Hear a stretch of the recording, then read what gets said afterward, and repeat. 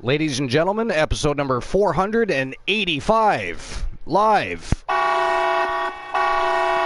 Welcome into YTD Academy, episode number 22. 22 big ones, and tonight is the final show before this weekend's, well, actually Friday night's, third annual Bash at the Beach Stream Preview. What a thrill ride that's going to be. 12 matches on the card, championships up for grabs all night long. Contenderships will be on the line. It is going to be one hell of a fire show. But tonight, we've got a 7-match card. Sorry, I said that backwards. 7-match card. 4 championships are on the line. And, of course, there'll be no further matches this week because it is the final push week, and tonight is the final show. So we're going to get things going in just a few moments, but before we do, we've got some things to discuss. We've got Rumor Roundup for the week. We got WWE title plans. Top Dollar apparently has heat backstage. AEW Collision that just happened this past Saturday, which, by the way, I just finished watching. So I can now discuss that with everybody. And a whole lot more. And, of course, I also have a list for the evening, and it's going to be 10 mid-carders that would have better thrived in a different era. So I thought that would be interesting to have a look at. So we're going to have a look at that in just a few moments. And before I do that, I'm going to open up the dashboard before I forget. Give me a moment.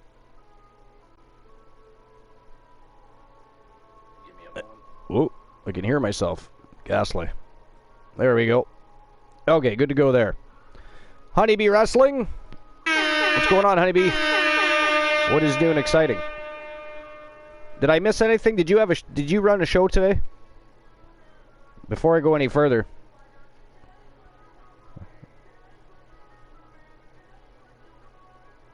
I was at work most of the day, so I didn't get any notifications.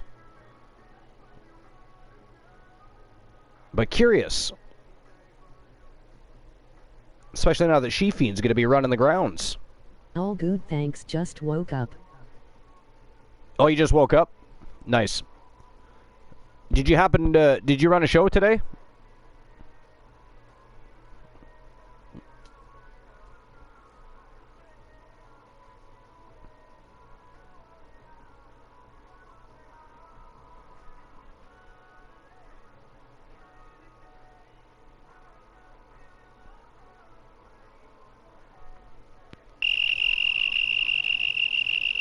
Anyways, nope, while we're waiting for Honeybee to...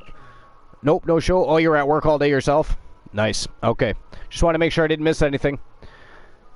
I mean, like I said, I was at work myself, so I did not get any notifications for... I don't have my notifications for Twitch and Discord turned on while I'm at work. It's too distracting. Boss King, what's going on, my friend? Welcome in. What are you up to?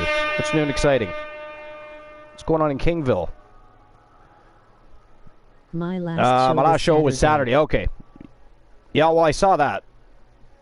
So I've missed... Speaking of Saturday, Honeybee, did you watch AEW Collision? And Boss King, did you watch it?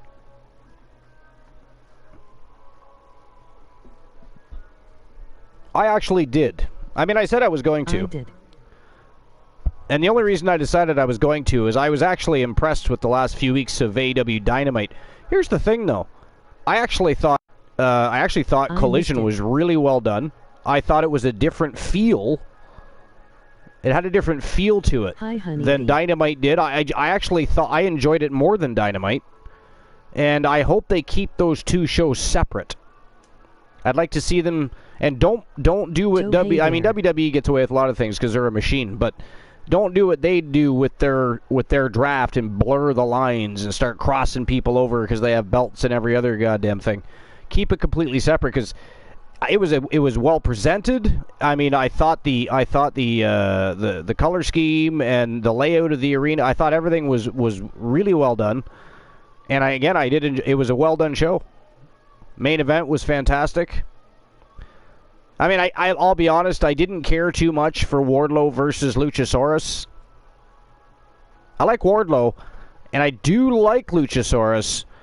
I just found they had zero chemistry in that ring.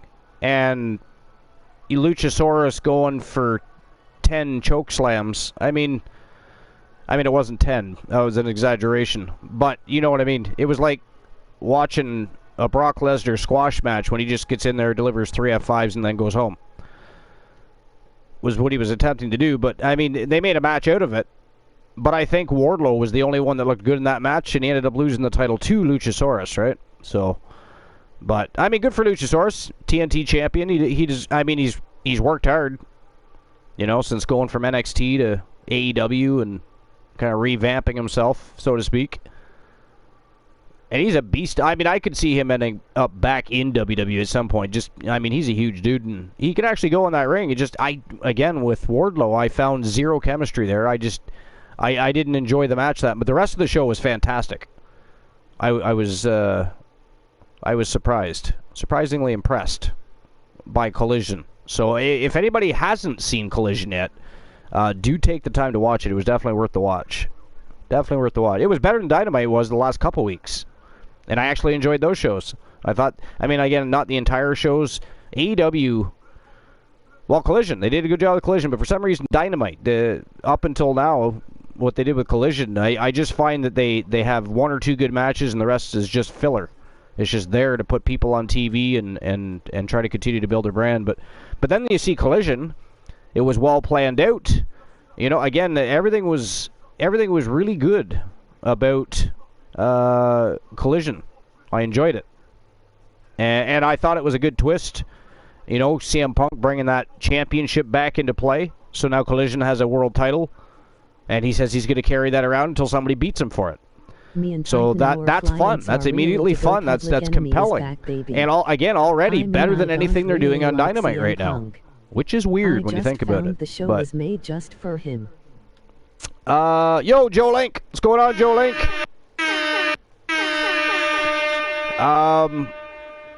Me and Titan, our clients are really to go Public Enemy. Oh, right. Public Enemy is making a return. Excellent. So are they ready? Are they ready to be inked to a new contract? Or is that something you still have to... Something you have to finalize before you can do that? Or Joe, are you at work? It's Monday. I'm trying to remember. You're at work, right? Yes, they are. They are ready to go? Okay. Now, did you already post and ink a contract?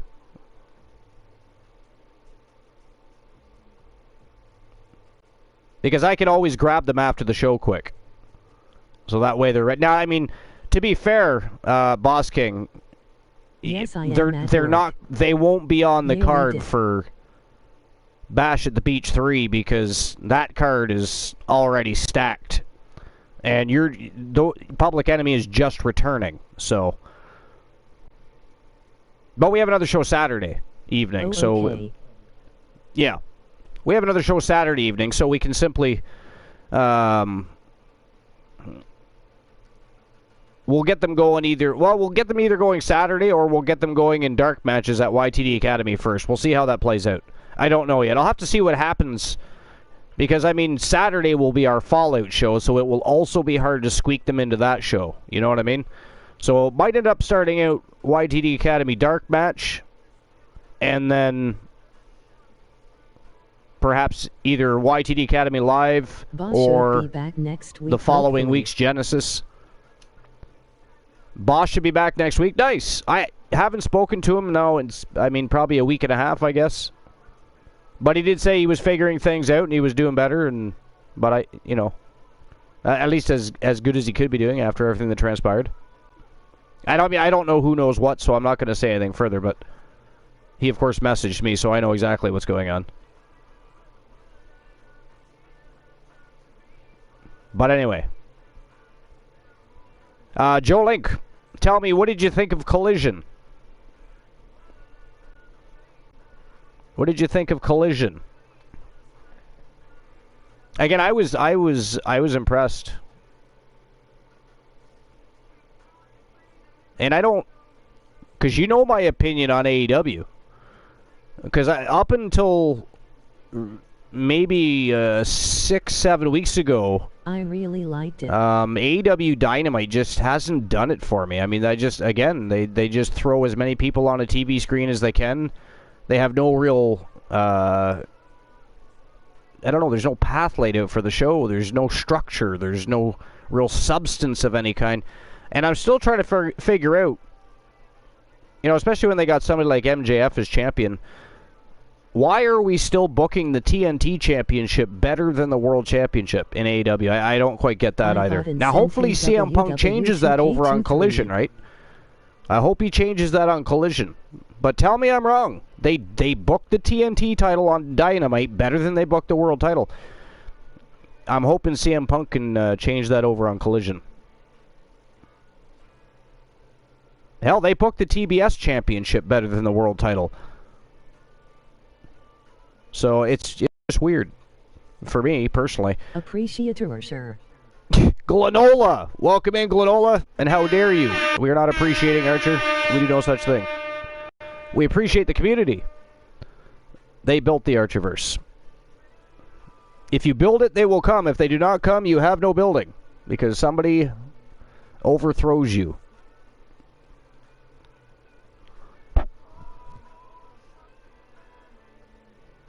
So Joe Lake really liked it. BM Punk turns any show he is on to shit. Actually, Collision was really, really good. I thought it was okay. I mean, to be fair, I'm not going to sit here and tell you it was just because of CM Punk. It was definitely everybody else on the card that, you know, it was a joint effort. It was a joint effort. Everybody did a fantastic job. Even like I said, even Luchasaurus, even though I didn't much care too much for the Luchasaurus versus Wardlow match. Again, it wasn't either of them. I've seen them wrestle before. They're fairly good. Well, Wardlow's very good. Luchasaurus is pretty damn good for a big man himself.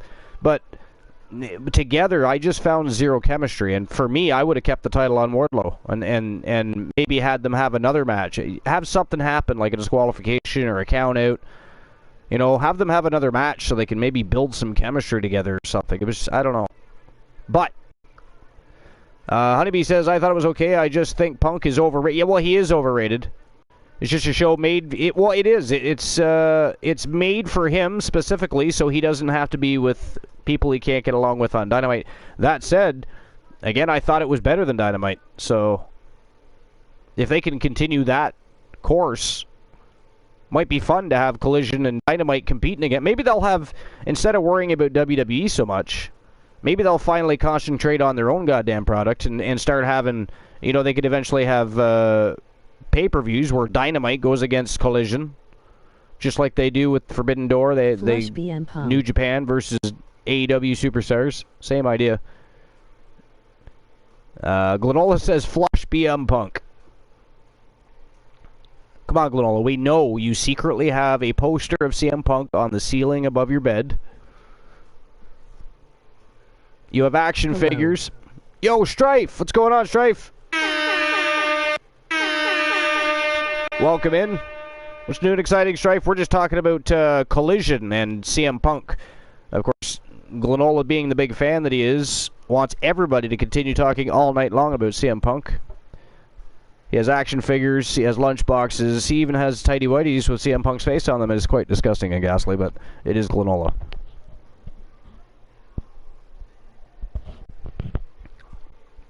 But anyway, Strife, what's going on?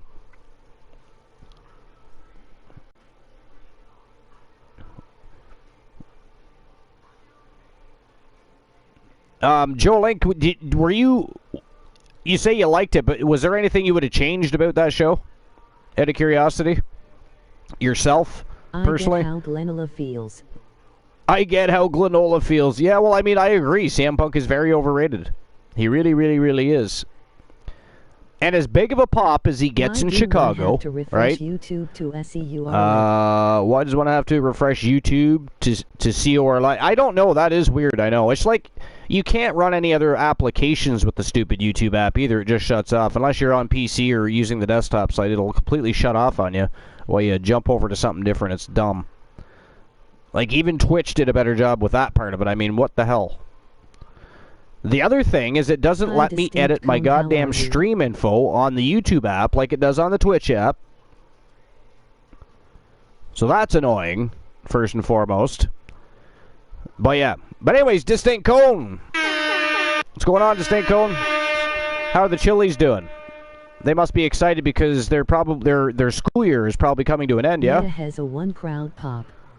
Actually, I don't know how it works over in Denmark. What the hell do I know? I'm assuming just because most of the world has a summer. How are you? I'm good. I'm fantastic. I mean, I had to work today. That sucked balls. But then I came home and my wife had cleaned the house, made me supper, and then got naked. So, I mean, that's a good day. That is a good day. Strife says, we are pretty good killing and taking things. I'm going to guess you're playing I am finer than Frog's hair. Either Call of Duty or Fortnite or perhaps Grand Theft Auto or something of that nature. Glenola says, I am finer than Frog's hair. By the way, speaking of that, Joe Link and Glenola, you guys will like where I have your... So I took your logos and I applied them to the... Well, I'm still in the process of completing it. That's one of the other reasons there's no more shows this week. We might have dark matches, but we're not going to have any more shows this week until Friday, which is the 3rd annual Bash at the Beach, because I still have content creating to do. So the new arena, you're going to really like where your logos are situated. It is almost done. I'm just not done. You know me. I make things, and then I recreate things, and then I don't like them, and I change them again. And shut up, Glenola, before you say anything. Keep your fingers still when you're typing to me, sir. But yeah, you all know what it's like. You get new championship belts about every 2 weeks. I don't think going forward, though, I'm actually very content with what we have now. For the first time, I think, ever. Especially the new world title. I really like that. I mean, I took the design they had for the new world title in WWE and I simply made it better. DC says it's the last week in school, then they are out for 7 weeks. 7 weeks of torture. No, I'm just kidding. I believe this coming week is the last week of school for my daughter as well, isn't it? Is this last week? Yeah, I think Saphira's done this week as well. So she'll be excited. Because she likes to go to the splash pad and stuff like that, so. Glenola says, title belts. Yeah. The forbidden word. So anyways. We are going to be talking about Collision a little further in the rumor roundup. And there's WWE title plans and some other things going on. Again, my list for the night is going to be 10 mid-carders that would have better thrived in a different era. So I thought that would be fun to have a look at. And other than that, I think you guys are flocking in, so I think we should get the show on the go. Get the final show before the 3rd annual Bash at the Beach underway. Episode number 22 for YTD Academy Live. And, of course, TWA episode number 485. And speaking of which, that means we're only 15 episodes away from 500. It is getting closer and closer. Which means, Glenola and Joe Link, we do need to have a conversation. I'm their mother, so 7 weeks of torture. We do need to have a conversation. Right. Especially at least either right after Bash at the Beach or the Fallout show. I don't care when, but we gotta figure things out for the 500th episode. Get the flock started, Archie. You're afraid to type fuck in the chat there, Glenola, or what? I don't think you'll get any, well, maybe, actually, I don't know. I mean, we need somebody to type fuck and see if it covers it in asterisk or flags you. I've never actually, I mean, I don't type in the damn chat very often, right? So... Emoji rolling on the floor laughing. Emoji rolling on the floor Exactly. laughing. Let's find... That's what I'm saying. What is wrong with you? I just said that. Fuck. What the hell did I say? Fuck. You guys are not funny. Stop laughing, Honeybee. It is not funny. Nope, nothing. You are not funny. You said people were flocking, so you said people were flocking, so I was making a joke. Ah, you are... Fuck Heidi, fuck. Glenola. You know, fuckity fuck. There you go. Tell us, Glenola, why is it you are the way you are? Why is it the way you are the way you are? Tell people that. We don't have a tree of knowledge of rotten fruit here, so... So that isn't a real test. I'm just going to straight out ask, I am a mod, so that isn't a real test. That's true. That is true. Somebody that's not a mod has to say it. Or type it. Or use voice to text. I don't care. Alright, anyways. No, but let's get things rocking and rolling. Get the show on the way. And what? Strife says I did it as well. Oh, did you? Where? I already said fuck. I don't see that anywhere. I think you're lying to me. You said Fallout. You said hello. You did not say fuck. How dare you lie to us? Don't be like Linola and stir the pot. Alright, here we go. Episode number 22, YTD Academy Live. The first match of the night is for the Legends Championship. And from Team Glenola, it is the Wolfman Alan Severn defending his Legends Championship against Cactus Jack. No betting lines, but who do you guys think walks out the Legends Champion? Can Alan Severn do it again? I mean, he's been on one hell of a run. They said it. A terror, if you will. A savage man he is. Can he defeat Cactus Jack is the question. Or does Cactus Jack walk out of here with the Legends Championship? He's been Legends Champion before. I said it. Maybe Wrestling said, I said it. Said what? What? What the fuck are you guys talking about now? You're making me scroll back in the chat now. I should ban all of you. Address the disgraceful attack on my client.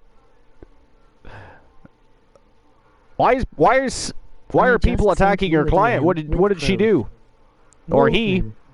Over his old partner. DC says you want to fight me on it. Wolfman says over his old partner. I just sent you a DM with the proof. Oh, you edited it. Oh. Gotcha. Okay. I get it now. I get it now.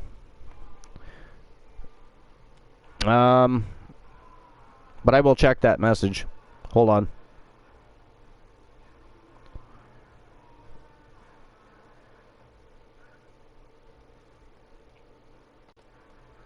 Well, I know what you did, DC. I thought Strife was saying that he did as well, but then he said he edited it. Archer changed. So that's where the confusion came in. That is where the confusion came in. You're an ass and still I come if I'm up. What is wrong with me?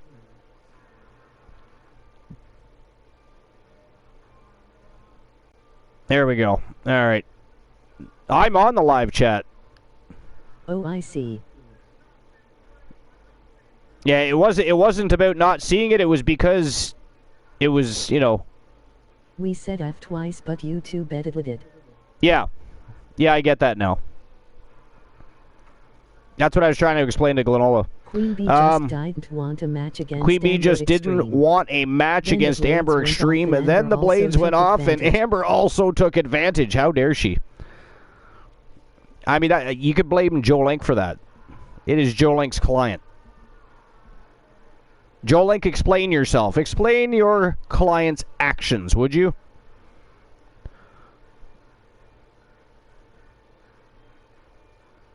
All right, anyways, here we go. First match of the night, it is Cactus Jack versus Alan Severn. Legends Championship on the line. It is no holds barred. Let's go.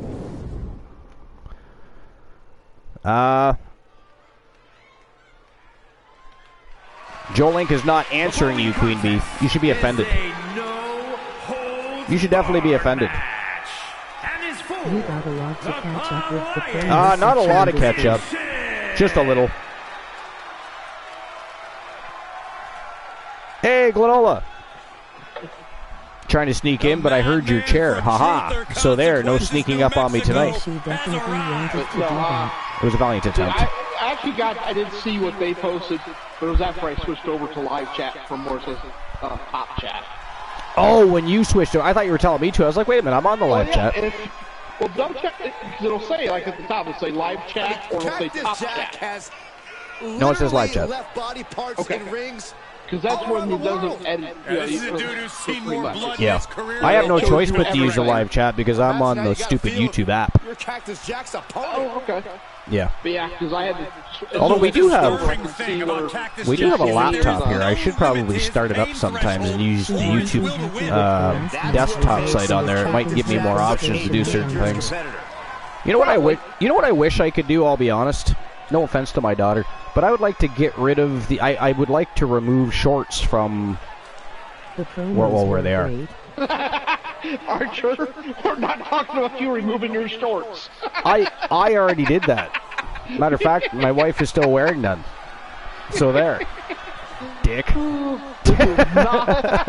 This is not Cracking Skulls' channel. It is not.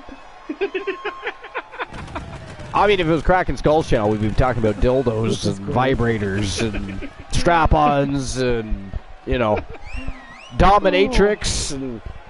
Good Remember, lord, guys, the title's that on man the line has here some in this fucking one. problems. And I don't remember You can the tell last he's from time the champ California. was in this much jeopardy, Cole. Tonight But, might just be the night the title changes hands. I miss Kraken though. He's been popping into the discount. Oh, yeah. Discount. He's been popping into the fucking discount. Wow. Yep. Oh shit! Faux show. This is gonna be a great show. Yeah. Right. I can't even talk. Should go very well. Too bad we can't do betting lines. It bodes very well. Yeah, right. I was just gonna say it bodes very well for me. I don't have to type the betting lines tonight because they do not exist yet. And also, it's only 7 matches. So, Go A there. complete maniac. but anyway, is Ann Damien returning? The last I talked to Kraken Skulls, I believe Damien is going to be taking a different role backstage. And Damien is returning, and to my knowledge, also at some point, Lil Joey Nightmare. That's the last I heard. But yes, and of course, we're trying to convince Mrs. Archer to, you know, sign a wrestler as well. And of course, Sir Jack has already jumped all over. Did you see that? She said, yeah, she could join the Blade Runners. I was like, oh fuck, she's already being drafted to a team. That was hilarious. I like Joe Link's response. It's literally a gif of in that gif. Actually, and Damien, Little Joey Nightmare. There's a much better faction for them to join. I mean, that's true. That's true, but the coalition isn't hiring right now. On capturing the title. You left that wide open. You walked into that door. Take that. I said better. That's what I agreed. Come on, the coalition is a joke. How dare you, sir? After plenty of hype and social media chatter, the bell is finally So here we go, rung on this Wolfman versus championship Cactus Jack. I match. mean, The time for talk is over. These superstars are he has ready to just settle been this knocking and them out of the park determine lately. who gets to You know, hold it's the very title. interesting that he's taken out the Undertaker. I mean, some of the people he's just beaten, like with ease Out of the ring, at that. what's his plan here? There's something about Severn in that Legends With Championship. all this in mind, take it from me. Nothing good ever comes from rearranging furniture. He's heading back to the ring. Solid But this would be a punch. great fight. Two guys that love to Jack fight. towards that attack. And it's no holds barred. They can do anything they want. Yeah. Two guys that really title their secondaries once they get to fight. Holy shit. Just expected that. And you think about the Some say history the of only these limit in a no two tag DQ is your partners. own imagination. Tag partners, they've also had many battles. We have Anyone else know You know, this guy now we're is talking anything you Archer wish versus you could do to 2.0 get a win, here, you but could probably arrange it here. So shit, my advice is to 1.0. hold nothing back. that too. The first match. Enough already. Was he in the first match? Cactus Jack. If he wasn't in the first, he was in the second. Because he was in that first night. Yeah, I think you're right, actually. An unrelenting assault being brought Was that? to Cactus Jack. Was it a Hell in a Cell? What does this do to Cactus Jack's confidence? Or no, it was elimination Has it been chamber. the elimination chamber. or Yeah, the it was Battle an Royal? elimination chamber. Gotta find a way to get out of this. What'd you say, honey? But there was that 6-man Hell in a Cell. Oh, yeah. It's not meant to be pretty, but oh man, does it get the job Well, done. I mean, at least he didn't walk off the cell. Taking any more of those. No, that's One of the most like embarrassing Archer. moments. I was just gonna say, one of the most embarrassing moments in Archer's history. Archer's winning a match, stands up and walks off the fucking cell. There's a hockey stick under the ring. I still can't figure that one out. They're gonna use it. Still cannot figure that one. He would have won that match. I got thinking about it. We say he was drinking with Boozy, except The challenger not looking Boozy's good right never now. walked out the They've cell. definitely taken their lumps at this point. Their opponent That's is true. not messing around. He did not. Fought back with a punch. I mean, I don't know. There was a lot of weird things going on during that era, though. So, you know, I mean, maybe not as strange as bald, half-naked people coming out. Things are looking bleak. There's a weird shit going on in the Archerverse from day one. Well, 1.0, you know, devoured itself. So there's that, right? Yeah. 2.0. Also had Archer getting kicked in the balls every week. That was crazy. Or punched in the balls, or Yeah, or something. And it was always something. Every single segment. I know it wasn't even anyone. That's the funny part. That's what I said. It's like the game hated Archer. And he has free reign to the outside with no countouts to worry about. But you know what I miss? I'll be honest. From the Archerverse 2.0, of course. I miss the Funko Pop matches. I don't. I'll be honest. You didn't like them? I loved those. I thought it was fantastic. And it was only done when people redeemed it. But I just thought it was fun once in a while to watch wrestlers, you know, wrestle a match with great big huge heads. Plus, it was only called Funko Pop match. That was in honor of Pictulator, who's big Funko Pop. He's got a huge Funko Pop collection. And every time I go to his channel and watch his stream, I usually redeem Show Me a Funko Pop. So that's where that came from, for those that didn't know. I haven't seen on myself. I haven't seen Pictulator live a lot. He was live yesterday or the day before. I wasn't on his channel. I just happened to see him live. I don't give him the slip. I noticed him online. Joe Link, when are you live next? I don't want to say he's done, but I can hear the fat lady warming up. Joe Link says now tell her she can join the best women's faction in TAV, the Outlaws. Oh, no. That- Could you imagine the nightmare working with Rose Brewer and Tia Stevens?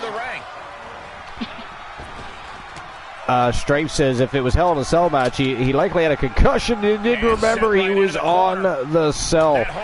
I mean, it was a Hell in a Cell match. And he was literally winning the match basically from bell till, well, he decided to walk off the top of the cage. And that was the turning point for the rest of the match, and he lost. It was kind of crazy. No way. I refuse to believe that wasn't 4-man or a free. 6-man. And he was dominating. He in that was. match. One of the few that happens, and then that happened. Though And I'm he'll still leave the ring saying for the this best, next stretch. Okay, match he's re-entering the ring. Archer not giving This a one is shit. headed outside, guys. Archer, Wolfman going at each other outside the ring. and Outside the ring, ignoring yeah, everybody. they did. They let literally two people wrestled in the ring by themselves till the very end, and Archer and Wolfman still out there slamming each other into barricades. I think Wolfman had nailed Archer in the head I don't know how many times with a steel chair during that match. It was pretty. Yeah. One of the great all-time rivalries since 1.0. They've been friends, they've been foes, and even to this day, for whatever reason, they tend to once in a while pop up helping each other out. It's weird. They have a very strange relationship. Well, it's like that point in time when Archer was on that huge losing streak. He could have bought a win for $1 million. Oh, I know. Yeah. And finally the Wolfman went at it and just, basically knocked some sense into him and started winning again.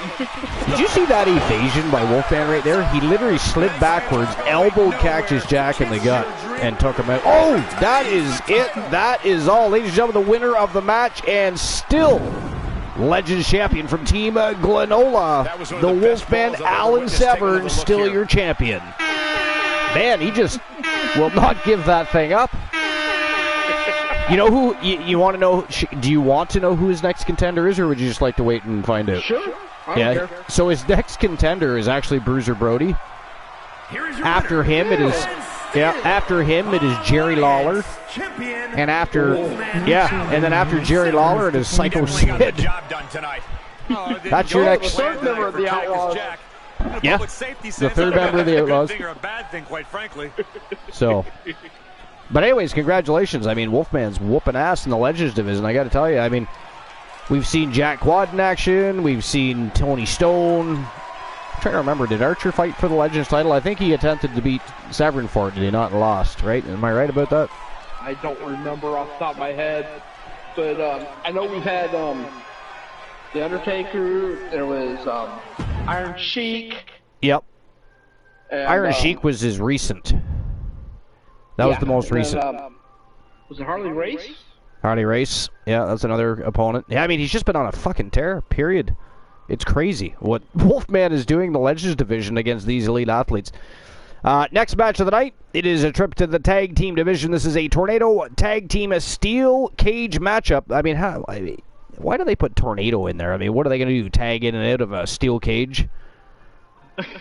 I just thought of that now. Like, why do they title that? That's just weird. Anyways, it is and this is not a lockdown match. This is a bona fide original steel cage matchup between the Wolfpack Horsemen and Imperium. It is Psychosis Kyle Riley and Count Dexcula set for action. Both of these teams looking to get back into the title picture, and a win over each other, doesn't matter which team wins, will certainly catapult them in the right direction. Again, no betting lines. We are in the land of red, but if you would like to tell me who you think is going to win this match, sound off in the chat room. But before we get any further discussions, Global, it's time to turn and burn. Let's get this matchup underway. And I'm going to say Wolfpack wins. Of course you're going to say Wolfpack wins. It's your fucking team. I did not ask you, you biased bastard, you. I was asking the masses. Yo, you got speed. Neither one of those guys. Oh, that's what it is. Your team is on speed. Ah, the truth comes out. Do you hear that, ladies and gentlemen? Wow. See, we need to have drug testing in TWA. Drug testing needs to be administered. Brought in. Archer would be fucked. Not even for roids. He's got way too much booze in the system. But well, there's that problem too. Yeah, I should dig up some of the old. A member of the Wolfpack would fail I still have a thumb drive somewhere with a lot of the old stories, the back history of Archer. I should pull some out and post them. Because again, we do have a laptop here, so I can do that. Because I mean, some of the great ones.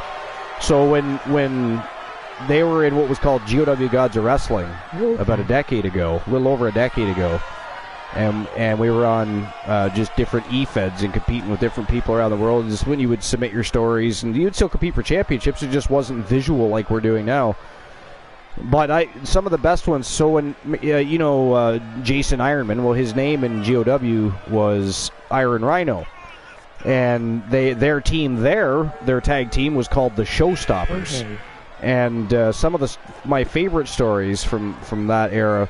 Some of them were how Archer Industries was born, and then others were called Holidays with the Showstoppers, and I did it like 3 or 4 years in a row, different stories for the holiday season. So I should find those and post them on Discord so everybody can. It just shows you how crazy.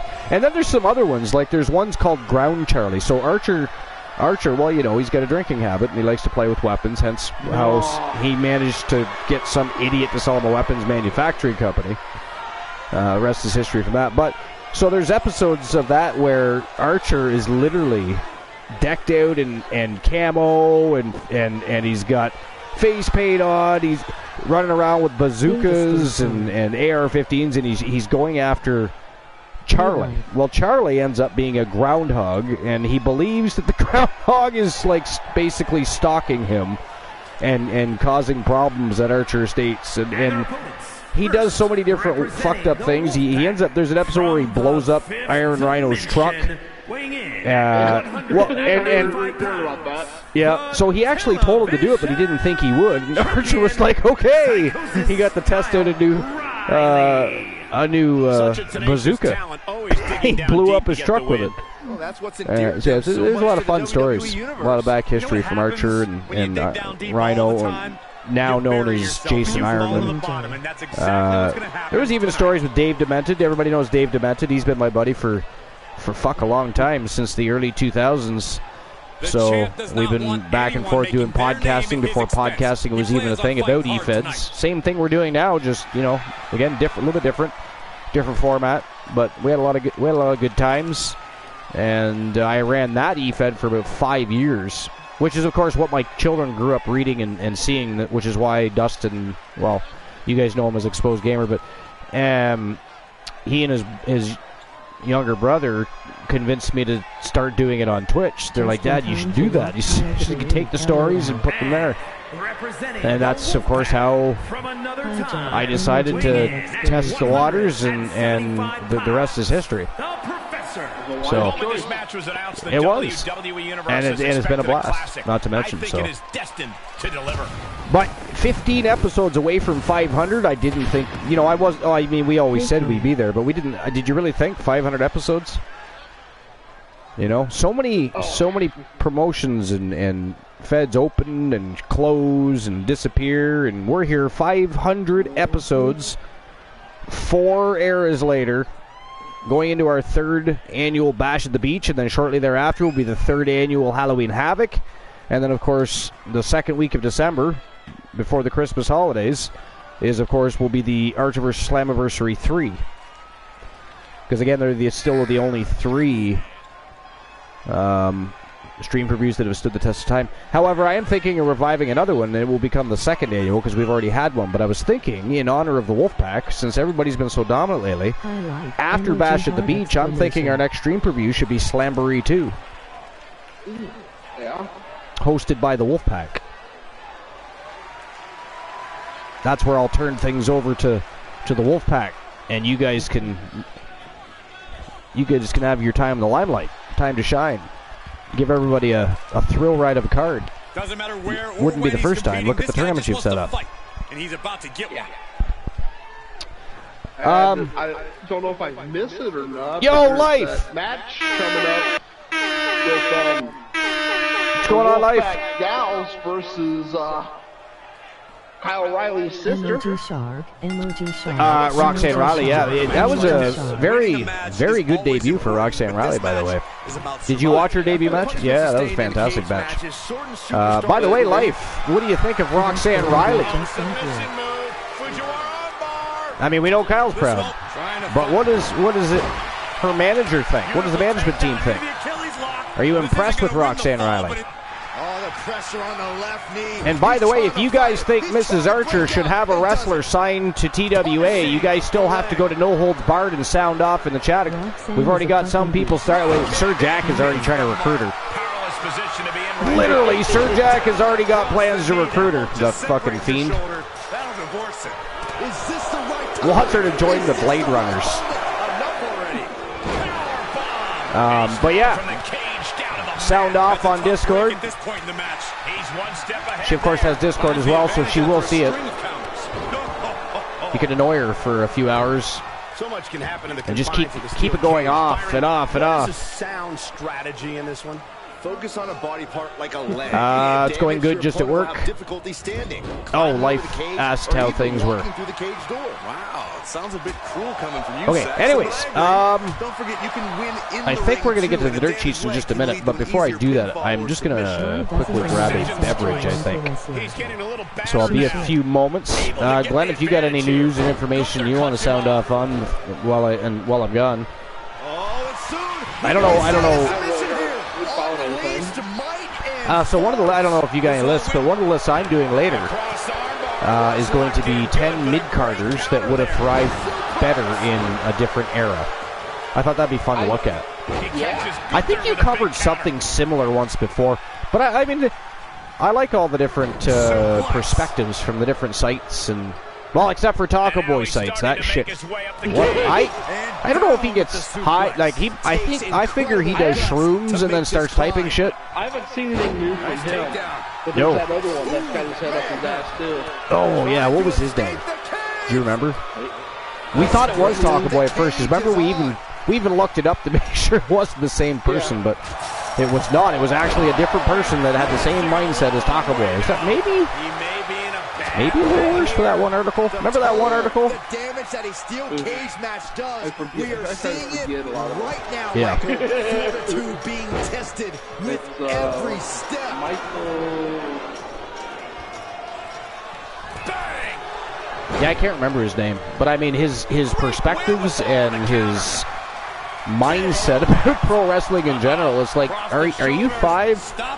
Like, did you ever watch wrestling, or do you just watch highlights and then write shit down because it makes you feel? Supposedly he's been a wrestling fan for years and years. Yeah, wrestling fan for years and years. That's it. Yeah, Mr. Spiderwick from the Spiderwick Chronicles, because he's certainly got a lot of fantasy in his head concerning pro wrestling and any perspectives he has regarding. Like, seriously, guys, this guy is worse than Taco Boy. Targets the gut to end the offense, and every inch climb puts you Alec, in a more apparently I have a cut on my thumb. He's in a little bit of trouble now. This match has Well, been I was doing something, all of a sudden my thumb started burning, and I was like, well, that's weird, and I turned it over, and I got a big cut on the bottom of my thumb. Probably from a stupid box at work. making the big climb towards victory. Well, I'm always in a freezer, unloading things, moving things, unpackaging, you know, the usual in an environment as such. And I may or may not have forgot my gloves at one point when I was back in the freezer. And ice-cold boxes are sharp. Yeah, you wouldn't think they would be, right? It's a fucking cardboard, but I'm telling you, they'll slice your head right off those things. I almost fell like 5 times in there today. They got to do something about the floor. I'm actually going to say something eventually, because my cousin Samantha, actually, she was my manager, and she slipped and fell in there, and she ended up having neurological problems, and she's still having some issues to this day. That's why she hasn't returned. I doubt she's coming back at this point. But I told her straight out she needs to ride the WSIB train as long as could be, and then she can figure out what she wants to do thereafter. I mean, she doesn't really even need to work. And if she really wants to, she can just work with her husband if she wanted to. She has so many options. It's ridiculous. But, yeah, she shouldn't. But, yeah, I almost fell a few times today. And I was like, at one point, the person I looked at her and I said, fuck this, I'm out of here. I said, I'm not. Because there was literally ice shavings all over the floor. Everywhere. And I was like, you know what? This is unsafe. I'm not doing shit in this freezer for the rest of the day. And I left the freezer and away we went. But... we got 10 villains in here right now. It's starting to feel a lot like the Land of Purple. You guys are a bunch of savages. More and more people shimmying on over to enjoy YTD Academy. We appreciate you. And by the way, I think we're up to 517 subscribers now. So congratulations, guys. You guys are literally the driving force behind both YTD Academy and Wrestle Wars Genesis. So. Jolik says, woo root. Appreciate Archer community. Yeah, that's right. You appreciate Archer community. See, that's how it's done. Those are the vibes. That's what I'm saying.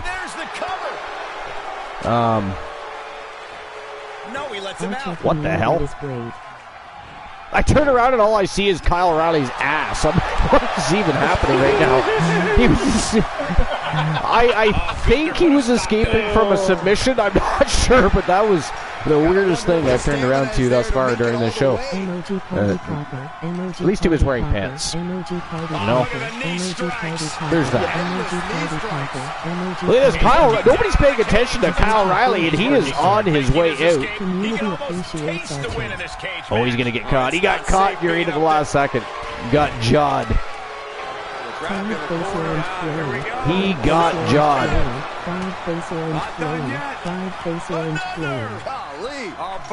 Here I am supposed to be getting a beverage.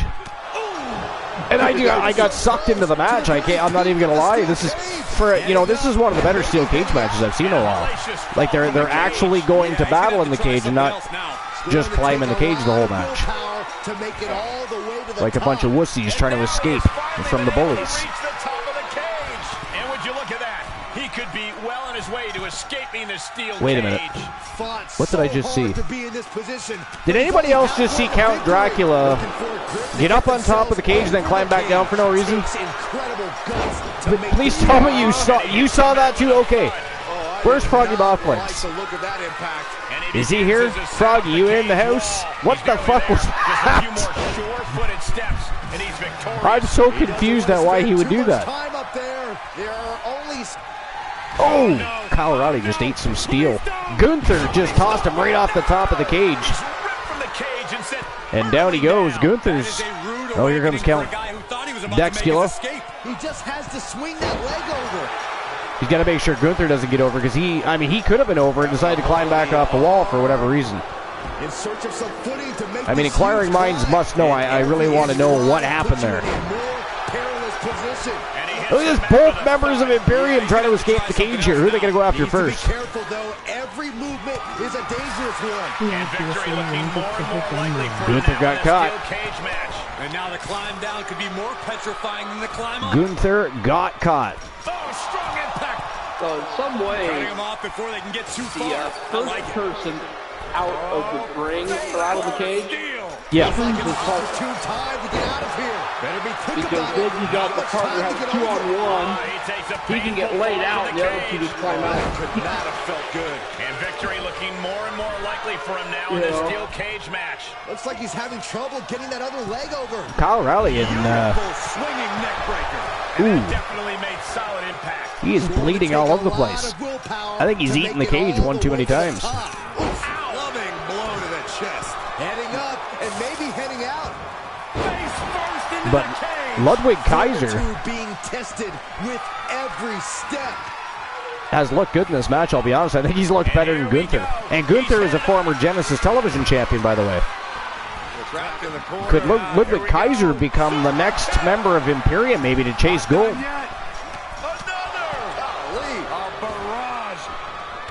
The sprint up the cage is on. I mean, to be fair, both teams look pretty good. I don't think anybody's really had the upper hand here, although Ludwig Kaiser's face is covered in blood. So that does tell a bit of a different story, but I mean, if you eat steel a few times, you're going to bleed. That's just kind of the way it is. Just kind of the way it is. Is Gunther going to get there in time? Count Dracula got caught again. He'll enjoy a view from the floor even more. Saw it coming. Look at this. Oh! Good Lord, an inverted suplex by Kyle O'Reilly. Time to find that second win. Find that rush of adrenaline to push you forward. Ludwig Kaiser is now having a very bad evening. Making the big climb towards victory. I don't think there's going to be any coming back from the beating he's taken from this match. I mean, Gunther's a bull. And Ludwig Kaiser is a great wrestler, but he doesn't have the same, I wouldn't say toughness that Gunther or Giovanni Vici has. You know what I mean? He's the weak link in the Imperium, in my opinion. I mean, if he was wrestling, you know, a light heavyweight division or a cruiserweight division, I think he just tapped. He's determined to make it to the top of the cage here, guys. He's nearly there. Just a few more. Sadly, though, in a regular steel cage match, you got to climb out of the cage. Not really sure why they ever got rid of the rule set where you could pin or submit in a steel cage. I thought that was a great added feature and it added excitement to the matchups. Which is why, of course, TWA changes everything, but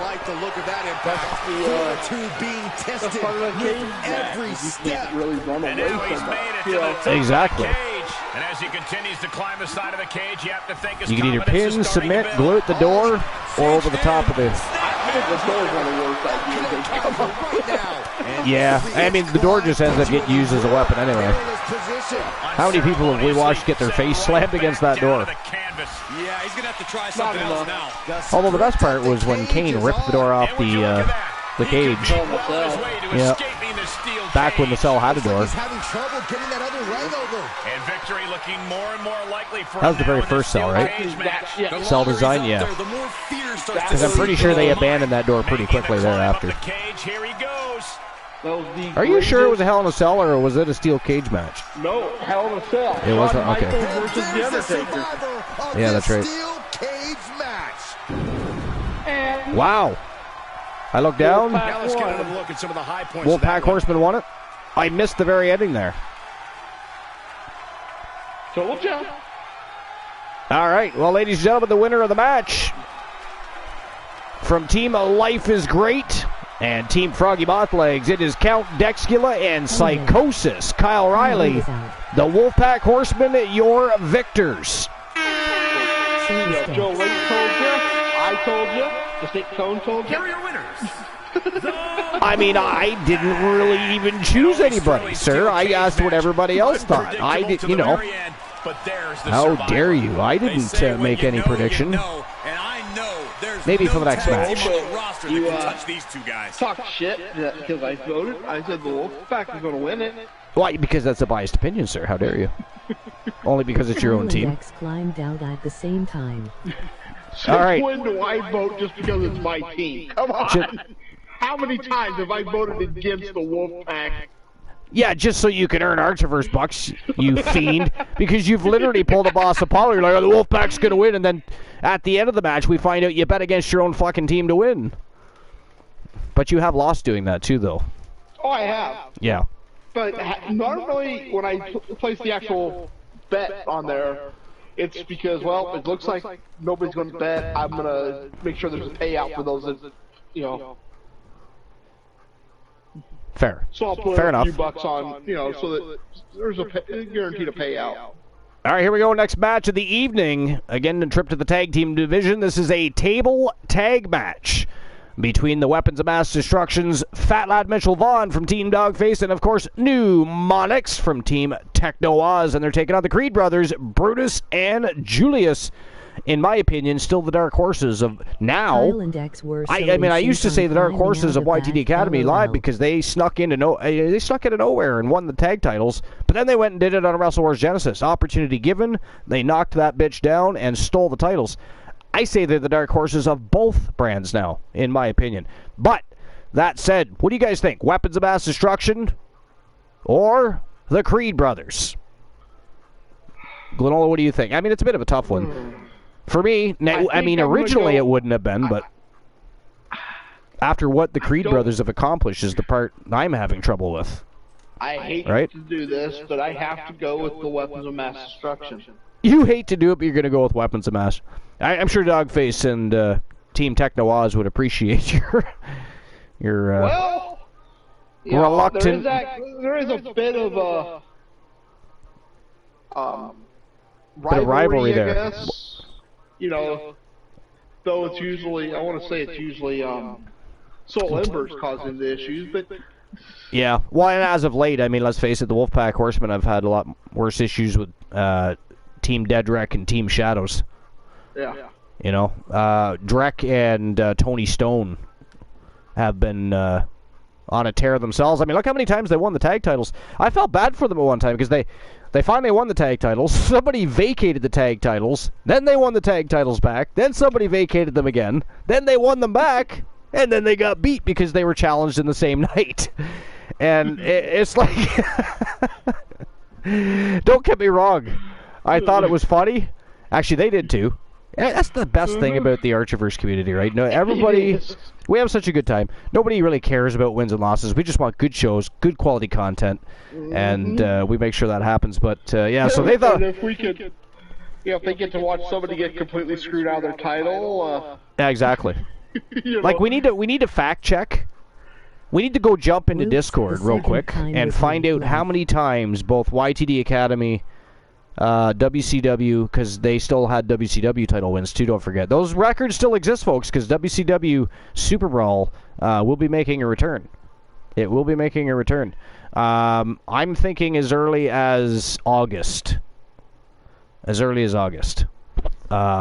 When at that point, of course, we're going to scale. The reason I say that is because we've been doing extra YTD Academy live shows anyways when we were going to do them like twice a month. Right? Yeah. So I'm clearly able to still find the time. Now, it helps we've been having early shows here and there. That really helps. And actually, we've been doing a very good job of garnering an audience from the earlier times as well.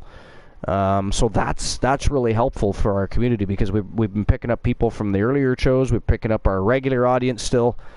Now, Friday's show is going to start a little bit earlier. I do work early the next morning.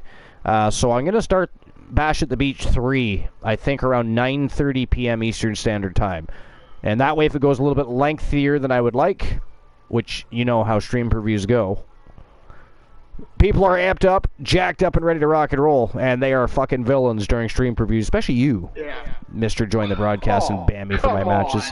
What do you know, come on. Don't you fucking play like that, does not. Yo, you never cause trouble. Yeah. Yeah, that sounds likely. Everybody believes that story. Like, nobody redeemed a tree of knowledge or rotten fruit here, Glenola. That is disgusting. How dare you lie? What would I possibly do, you know? Oh, I don't know. Cut my cords, trap me in swear jars, ban me from that. I'm so glad I created those redemptions. See, here's the thing, though. I figured they'd be used more against Cool and Woozy and, you know, at the time, the Turret Man, you yourself. No, let's use them against the host. You know, the person that brings the content. The person that provides the very best in fantasy wrestling excellence, bar none, period. The most must-see show on Twitch and YouTube TV. How dare all of you? I should ban all of you. I just make sure you get an appropriate break. Uh-huh. You know, I take my break, and then I make sure you get your break in. Says you. All right, here we go. Weapons of Mass versus the Creed Brothers. Let's rock and roll. And now I am going to get that drink, so I will be back. Feel free to make fun of Joe Link, blame him for everything under the sun. We still have to, you know, when his wife came in and told us to do that, we did not do a very good job of keeping her end of the bargain up, did we? Or our end of the bargain up for her, rather. So we need to do a better job. I mean, you've attempted. We've been failing on our end, though. We need to pick that back up. We don't want her coming back into the channel sometime and wondering why we're being so pleasant to her ill-behaved extra child known as her husband. This match is going to be good. Because at that point, we got to blame Woozy, I think. It's not our fault. We can't blame Boss right now. No, he's not. Well, that depends. I mean, Public Enemy's back. That means Boss is around the corner. We can start blaming Boss for stuff again, too. Oh, cool. We can blame Cool, though. We can still blame Cool. So Titan G and Leo the King were both in the chat earlier, so they were talking about Boss making a comeback. Yeah, actually they mentioned something in my chat. Yeah, well there you go. Excellent. Perfect. So, somebody just hasn't shown up for 2 shows in a row now. That is ghastly. That is ghastly. How dare they? Somebody, you should ban them. Well, if you insist. If you insist. How dare you? All right, I'm going to go get that drink now. I will be right back. Guys, enjoy the match. Enjoy the great Glow. I'm sure he'll tell some amusing anecdotes while I'm gone. And if you guys want to tell jokes while I'm gone, feel free to do so. I will read them when I return. BRB.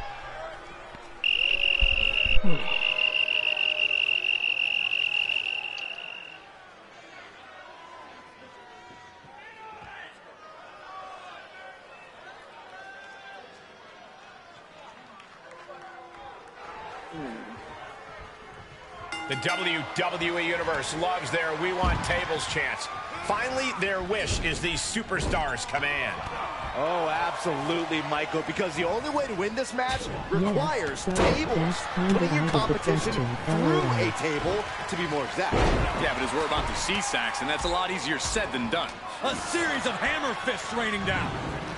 And Julius gets met with a response. Launching himself from the ropes. Takedown, and now punches right. Yeah, Johnny, vicious, aggressive Joe, attack. here's a Johnny joke for you.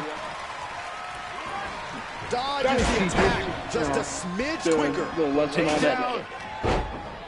And helicopter spin. This is ridiculous. This is insulting. If you're out on a date, The thing about a tables match is you can't really avoid contact with a table unless you can set up a table with telekinesis, but you have to be hyper aware of your surroundings because this match can end instantly. That's right, Corey. The only time you should be preparing a table is when your opponent is truly incapacitated. Delivers the cross body. That's not polite. Whoa, not quite yet. So, What a shot. He's turning the tables. I need the business. Counter, and now there's an opening. That was better. Oh, this will rearrange your face in a hurry. Bang! Well, that turns it around for Julius. I don't know if this is a good idea. This is going to take more strength than he has left. Lift up, power bomb. That was a power bomb with one message in mind. Absolute destruction. What do you call an angry carrot? A steamed veggie. Steamed veggie. There you go, Mike. He is delivering elbow after elbow. The steps connect. That hurt me just watching. Oh, man. Turned it into a statement DDT. So does that mean you don't have any cell phone service, Mike? Using the knee. Compromised position here. Really just laying it in. He's absorbed some damage already. And this might not have a pleasant ending. Oh! That was quite the impact on the apron. You might be in shock now, but you'll be feeling lasting pain for a few weeks to come. Steel stairs to the face. Oh, what a stop right to the chest. Are you kidding me? Without these. Here's. And he's taking this to the outside now. Into the ring again. Side headlock applied. Good measure.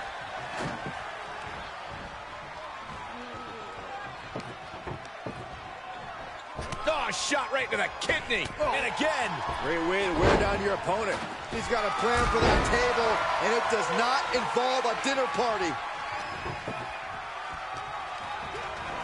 Oh, what a flex. Turns it around. Sole of the foot meets the stomach.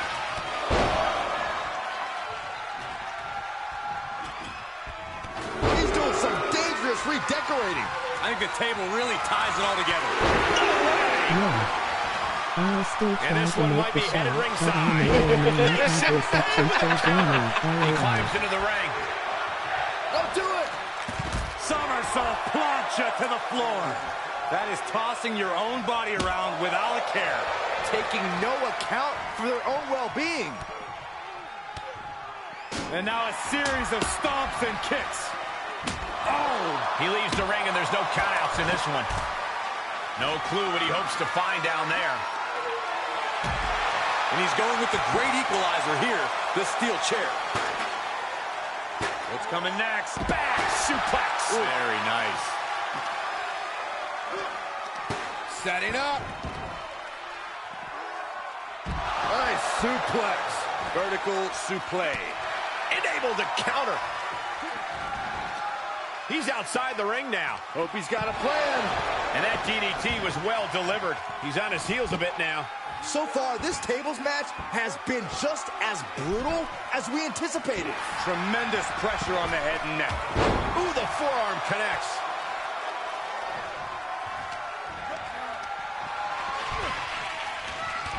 Short arm clothesline. Not finished just yet.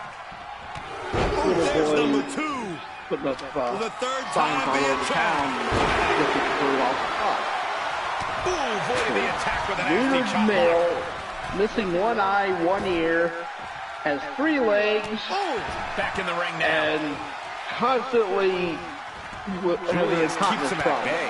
Sequence of reversals here. Both Answer to the superstars name, clearly Lucky. studied game tape ahead of time. And yeah, Julius is bleeding now, guys. Uh-oh. Drop kick right on point. Arm drag provides an escape. Oh, God. Uh-oh. And what need is there to go looking under the apron like this? Unpacks a well-placed punch. Oh!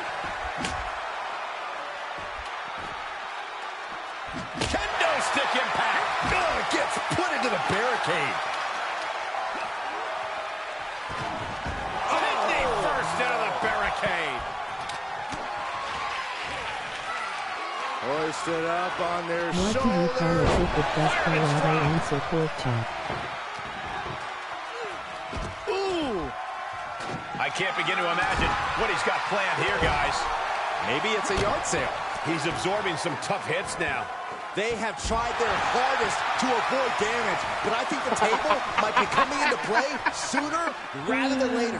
Oh, Archer will like that one.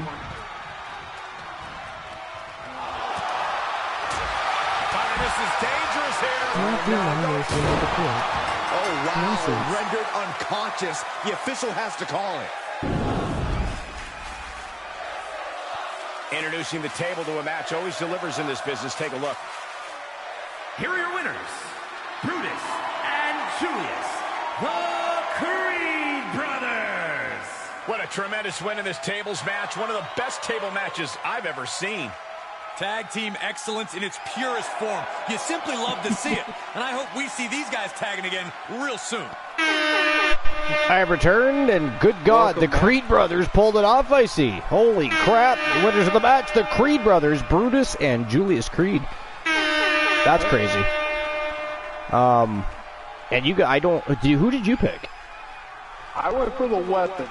You went for weapons? Yeah. I actually, to be perfectly honest, I thought that Fat Lad and Pneumonics would pull that off, but the Creed Brothers, again, proving that they are the workhorses.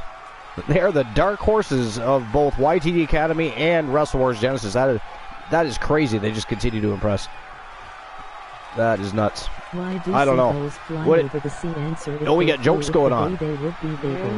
Who's got jokes going on? All right, I got to see how far back they go. Life says, I was hoping to join the broadcast on Friday, but for fuck's sakes, I'm going to be out of town.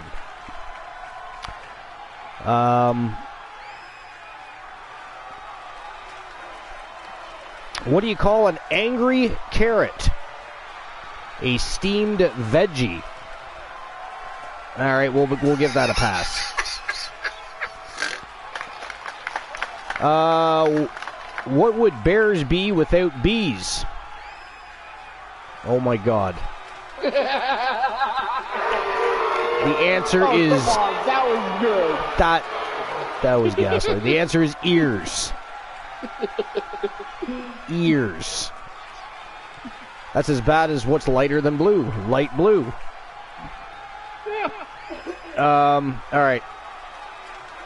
Life says, yeah, I'll still try to make the show, but I may or may not have reception. Yeah, well, I mean, it happens. There'll be a VOD. Joling says, what do you call a pig that does karate? Answer, a pork chop. Oh, my God. Joe Link. Why do seagulls fly over the sea? Answer, if they flew, I'm going to guess that supposed to be into the bay, they would be bagels. Fair enough, they would definitely be bagels. That one gets a pass too. I mean, it was terrible, but at least it was a little amusing. Alright. Yeah, a bit of a typo there, but that was supposed to be into the bay. They would be bagels. As it is, it says, if they flew if the bay. Silly Joe Link. That's what happens when you are hiding around a corner from your boss, modding at the Archiverse TV and trying to associate with the chat room, Joe Link. You make typing mistakes. In my case, I just have lots of typos. Actually, he's not modding. No, he's not. He's just answering questions and telling jokes. Or he can't mod. I thought he was a mod here. What the hell? No. At least I'm not showing him. No, I'm not either. I thought for sure he was, though. You missed one. Did I miss one? Hold on. Oh. Why do lawyers wear... Or, sorry, what do lawyers wear to court? Lawsuits. Oh, my God. Oh. Yeah. Stop it, Life. Yeah, that's bad when everybody knows it's legal briefs. Legal briefs. See, that one's funnier. That one's at least funnier. All right, here we go. Next match of the night. Tornado Tag Team action. It is the Coalition. The one Elijah Archer and Big Baba Bruno taking on Jimmy and Jay from the Bloodline. And, of course, these guys, the Bloodline in general with the Coalition, have a long rivaled history. They went to battle many times. I mean, at one point, they were battling both the Bloodline and the Judgment Day That did not go well for the Coalition, by the way. Lost their titles, regained their titles, lost the titles again, and then went on a huge losing streak as a result of everything that transpired. So they're feuding with the Bloodline, and the Judgment Day certainly took its toll. But and then Archer finally wins another singles and holds it for one match. One match, yeah. Although he's a champion right now. He holds the YT, yeah, because he got his rematch against Severin that you booked. Oh, that's right. Yeah. Yeah. Which is weird because that's going back and forth between those two. Except for the Legends title. Apparently, he's not allowed to have that one. He's not allowed to touch that one. Severin's not letting anybody touch that one. I'm surprised he doesn't spray paint his name on it. Pull an NWO. Put Wolfman across the front of the title. All right, here we go. Fourth match of the night. We are one match away from the championship rounds, and they are going to be bangers, all three of them. So get ready. But Coalition versus the Usos from the Bloodline is next. All right, I was just thinking, we haven't even hit the dirt sheets yet. Should probably check some of that out. There's some information. Why? Well, I wanted to touch base on the rumor roundup. There's actually not a lot of. On the way to the ring at a combined weight of 400. Actually, isn't a lot of interesting information tonight. Most of it is simply additional articles that are discussing the very same things we read Saturday night. Know what I'm saying? Moose has re-signed with Impact Wrestling. What do you call a lazy kangaroo? A couch potato. Tommaso Ciampa apparently returned tonight during Monday Night Raw. I don't know if anybody's watched Raw yet. I have not. I might watch some of it before bed. And I'm assuming that probably happened earlier on, so I probably will get to catch that if I do. You know. It's funny because for some superstars, they want to make it like a main event spectacle, and others, they'll bring them back either beginning of the show or mid-card. See, Ciampa, I think he deserves a main event spot, or the main event treatment for a return. He's a fantastic superstar. Always been a Ciampa fan, especially in NXT. Told me to stop acting like a flamingo, so I had to put my foot down. All right. Yeah, there's not. You know what? I think we will skip the dirt sheets tonight. By Friday, there will be a lot more interesting information going on, especially because you'll have had discussions about this past Saturday's Collision and then Dynamite, and then Monday Night Raw. There's always rumors and fallout from Raw. So we'll just skip the dirt sheets tonight and save it for the third annual Bash at the Beach show on Friday. And as Glenola says, we'll just jump to a list. It is a good idea. Well, the list, actually. So again, it's now this is from the Sportster.com. It is 10 mid-carders that would have thrived in a different era, and it is by Eric Blackburn. We've read articles of his before. Now, it's a little dated. It is from August 21st, 2020, so just about 3 years ago. But, I mean, I'm sure it's still fairly relevant for the most part. And they're talking about mid-carders that would have thrived in a different era. So, I mean, I'm assuming they're probably talking about, wrestlers from previous days anyway. So we'll find out. But anyways, so mid-card wrestlers often face different opportunities than main eventers. And these 10 might have done better for themselves in another era. Being a part of the mid-card on any wrestling roster is a unique place to be. You can open the show, close the show, or work the middle of the card, literally.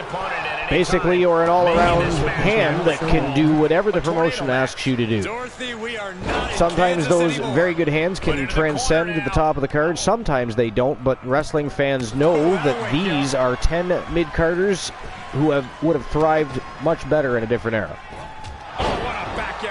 So number 10 is John Morrison, and I actually agree. I still think he's underrated and underutilized, and if they ever do bring him back, please stop putting him with The Miz, because every time they do that, they turn him into just a comedy act, and that's not what I want to see out of John Morrison. I don't think that's what anybody wants to see out of John Morrison, to be fair. The ability to take risks with minimal trepidation. Honestly, I think one of his best times is Eminem. Well, that I did enjoy. Actually, do take him More seriously, yeah. And then they had Melina with them as well.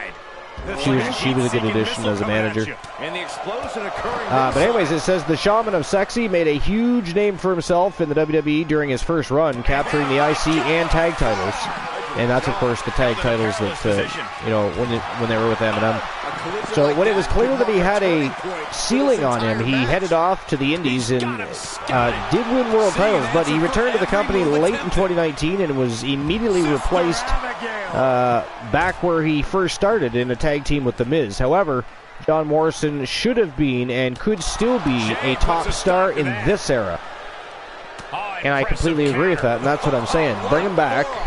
But this time, don't partner. Unless you're going to send them in a proper direction, do not partner him with The Miz to the point where they're just having Miz TV and sitting in a chair and having guests to interview and then getting beat up later. Like, nobody wants to see that. Morrison got everything. He is a total package. You just need somebody to push him. Oh, absolutely. Yeah, I completely agree. He's definitely the total package, and he's very athletic. He's aged well in the pro wrestling world, not to mention. So I mean, he's still capable of going in the ring. I believe bring him back, and I too do think that he could still be a top star in this era. But I think maybe he would have been at his best in the Attitude Era if they had utilized him then. Imagine what the Shaman of Sexy would have done then.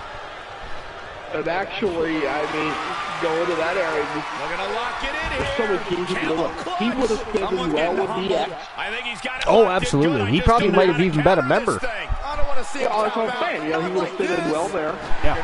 As much as I didn't care for the team, him and Angle could have been worked well along with Shelton Benjamin and Charlie Haas. Yep, agreed. There's so many things wrestling things to add to this, and even just having matches. You imagine him and Road Dogg. Oh man, yeah. Yeah, that would have been. And Mr. Ass. Yeah, Billy Gunn for sure. Yeah. He's still in pretty good shape. Oh yeah. He gets back into the ring. I mean, I don't know what they would have done together, but they would have done something interesting. Suplex, no. There's an opponent. Doing here, Corey. The colossal match would have been the official so high energy. There's the save. How close? Yeah, was yeah. I mean, but again, it's like Morrison was just he's such a great athlete. I think that then you could also have had the pain experience with him. Nothing to do with any of that. Yeah. And he heads out of the ring. No I honestly think he could have held his own with anybody in that ring during the Attitude Era. Wicked kick to the Oh, I believe so, yeah. Yep. All right, so moving on. Number 9 on the list, Ken Shamrock. So, dubbed as the world's most dangerous man, Ken Shamrock debuted in the WWE as a guest referee for Austin Brett at WrestleMania 13.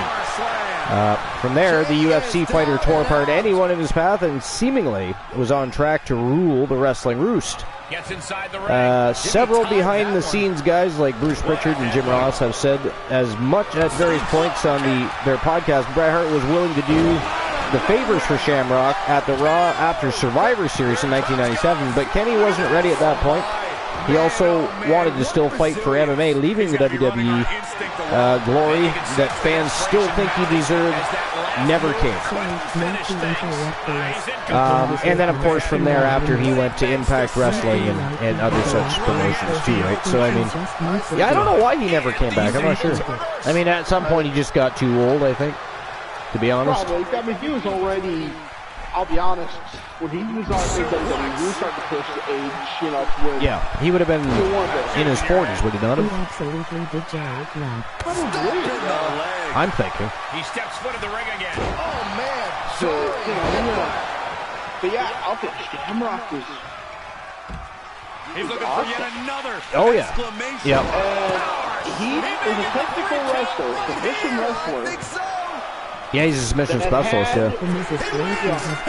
Oh, hold on 1 second. That is it. That is all, ladies and gentlemen. The winner of the match, the Coalition, pick up the big W over the Usos. Another victory over the Bloodline, too, not to mention for the Coalition. And by the way, did you see that JC, the reigning defending Wrestle Wars Genesis World Champion? Well, first of all, I mean he had Archer come out for a couple of his matches, and rumor has it that he has actually joined the Coalition. These men really rose to the unique challenge of a tornado tag match. A competent wrestler, other than Big Bubba Bruno, I suppose. What the hell is Archer doing there? What the hell is Archer? He thinks he's the Ultimate Warrior. He does tonight, apparently. Oh my God! But congratulations to the Coalition, big victory. And on to the next match of the night, the first match of the championship rounds. Ladies and gentlemen, it is RK Bro, Matt Riddle, and the Viper, Randy Orton, taking on the Soul Man, Jay Simmons from Team Anime J and Team Joe Link. The Soul Man, Jay Simmons, and the Phenom, Joe Lincoln, is next with the YTD Academy Tag Team Championships on the line. Who do you guys think walks out with the titles? Phenomenal Soul. Phenomenal Soul. I'm going with Phenomenal Soul, too. I'll be honest, though, RK Bros looked pretty good lately. They have looked pretty good. But, have they looked great is the question, because Phenomenal Soul has looked phenomenal. Pun intended. I mean, currently, they are reigning defending double tag team champions, because they hold the YTD Academy Tag Team Championship, and they are also the Wrestle Wars Genesis World Tag Team Champions. Could that change tonight? It could. RK Bro could shock the world here and defeat the tag team that is on a serious career run right now. But I got to agree with Glenola. I think Phenomenal Soul takes the W here. I think they take the W. Now, are you a fan of RK Bro at all? Not really. Not really? Yeah, me neither. Me neither, right? I don't know. It's Riddle for me. I mean, he just poses so many liability problems for me, and I'm just not willing to invest in him. And I think that's the big problem I have. Love Randy Orton. You know, I wasn't even always a Randy Orton fan. I mean, when he first came into the business, first of all, he was pushed too fast too soon because he was Bob Orton's son, right? And of course, his grandfather, famous wrestler. But man, did he ever put the work in where it was necessary. I mean, he got himself in a lot of trouble on the way. He was a young buck. He was only in his teens and early 20s. And, you know, he let fame go to his head and did a few stupid things. But, I mean, he turned things around. He put the work in. Became one of the greatest of all time. He still gives back to the business. I'm hoping when he's done in the ring, he still maintains some sort of status quo at the company. I think he deserves a position in the company. I am not a Randy Orton fan. Right. But I don't take anything away from what he's accomplished. Fair enough. You know, but for me, it wasn't even the getting pushed so fast, which I wasn't a big fan of that either, but it was that whole shoulder injury recovery aspect. Predator is here. For whatever reason, it rubbed me the wrong way. You know, that show after show after show. Right. You know, update after update after update. And we're supposed to care about this guy. Why? Yeah. You know, that he's returning. What is there that we're supposed to be invested with? Yeah, I mean, like I said, early in his career, I was not a... and then when he kept getting himself into trouble, I'm like, well, why should I invest in this guy? I mean, he's not even going to be around. And then WWE... learned his killer instinct in evolution. Well, they got a soft spot for their wrestling dynasties and wrestling royalty families, and he happens to be part of that. And again, luckily, you know, eventually he managed to grow up and realize he had better things to do, and to take had a family, and his opponent must understand the presence, you know. and the it did to me too at first. I like it now, but then, yeah, me too. It did. It did. Now, I'm sure it was supposed to come off that way, obviously, but but still, it was a little much at some time. You know, just not. I mean, I had no problem with them wrestling Legends beating them, but the way they handled some of it, if you recall, some of the things that transpired during the whole Legend Killer era, just weren't necessary. You know, it didn't add anything compelling to the story. It was already of him beating the Legends of the business, and that was cool enough as it was. But as usual, they pushed the limit, and for me, again, I agree. I wasn't. Now I'm looking back now, I love it, but it's only because Randy Orton's become what he has, though, not because of what he was then, though. That's the problem, right? So. Yeah, and the story by is a little bit better now, but it's still just, I don't know. Yeah. All right. Well, here's somebody we both like. So the next person on our list here. Number 8 is Mr. Perfect. So it says, and I agree, how Mr. Perfect never truly got a shot at the top of any wrestling company is a wild, erroneous miscarriage of justice. That is the perfect fucking wording. Because, listen, you don't even have to take Linola and I's word for it. Listen, Bret the Hitman Hart, of all people, Ric Flair, Ricky the Dragon Steamboat, they will tell you they aren't the best there ever was. He was. And he could work with anybody. I love him. So the point they're making here about him, it is true, he never, yes, he was the Intercontinental Champion. But they never gave him a world title shot. Ever. Matter of fact, they had him drop the IC title. And way too soon. I never even... That didn't even dawn on me, because he was one of those the fans loved.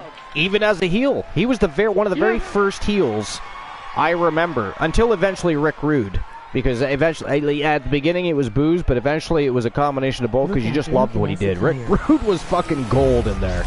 He's one of the first full package wrestlers, like Jake the Snake Roberts. In my opinion, Jake the Snake is the OG full package, because that guy was way ahead of his time.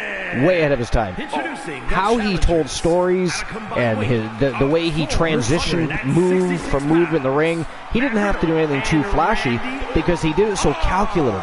And he was such a good, like when he did a DDT, for instance, he sold that sumbitch. You believed that he just put that guy's head nearly through the canvas. It was devastating the way he did it.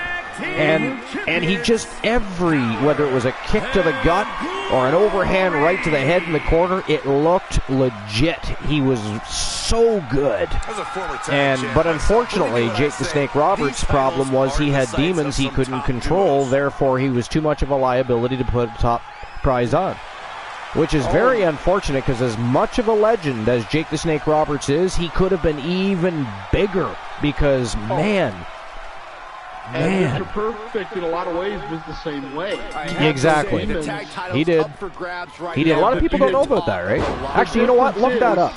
Look that up. We'll talk a bit about that, because a lot of people don't even realize that Mr. Perfect had some demons.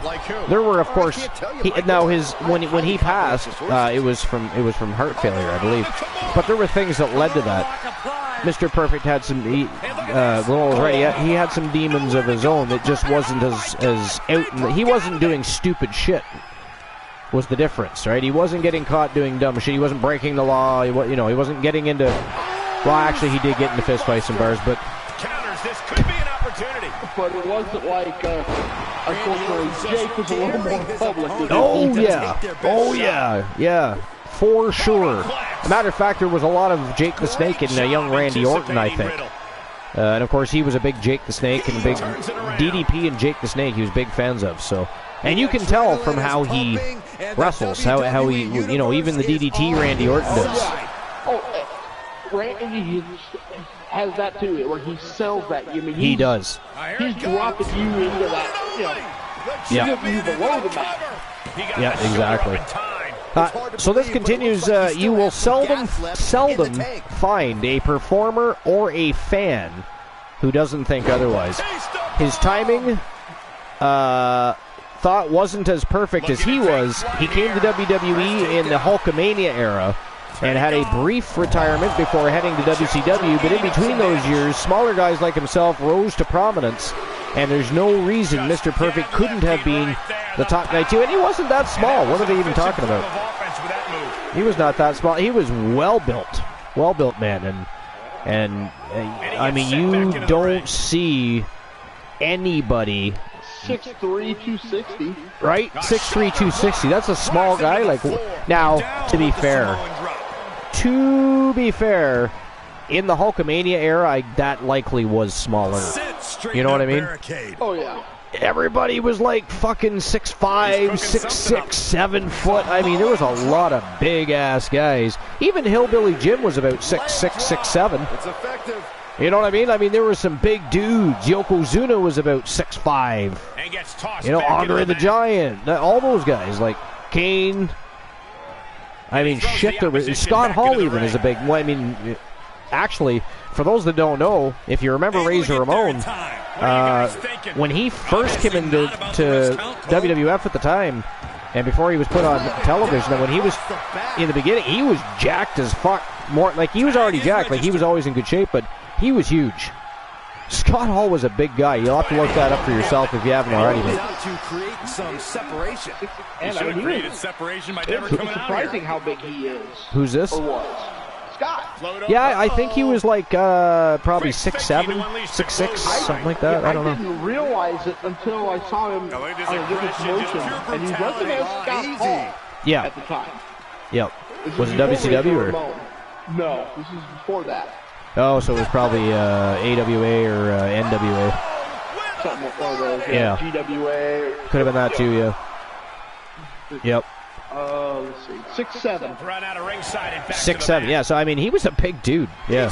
But if you had seen him when he was jacked as fuck, I mean, holy shit. He was a big guy. The thing is, that's where you saw him alongside Kevin Nash so much. Yeah. So by comparison. Yep. Okay. Nice takedown. Joe Link says, look at Lincoln's attire. Yeah, it looks pretty sexy, Joe Link. You're right. Archer's drunk. Right after the neck breaker. Actually, first, Archer's Druno. Archer is Druno. I love that.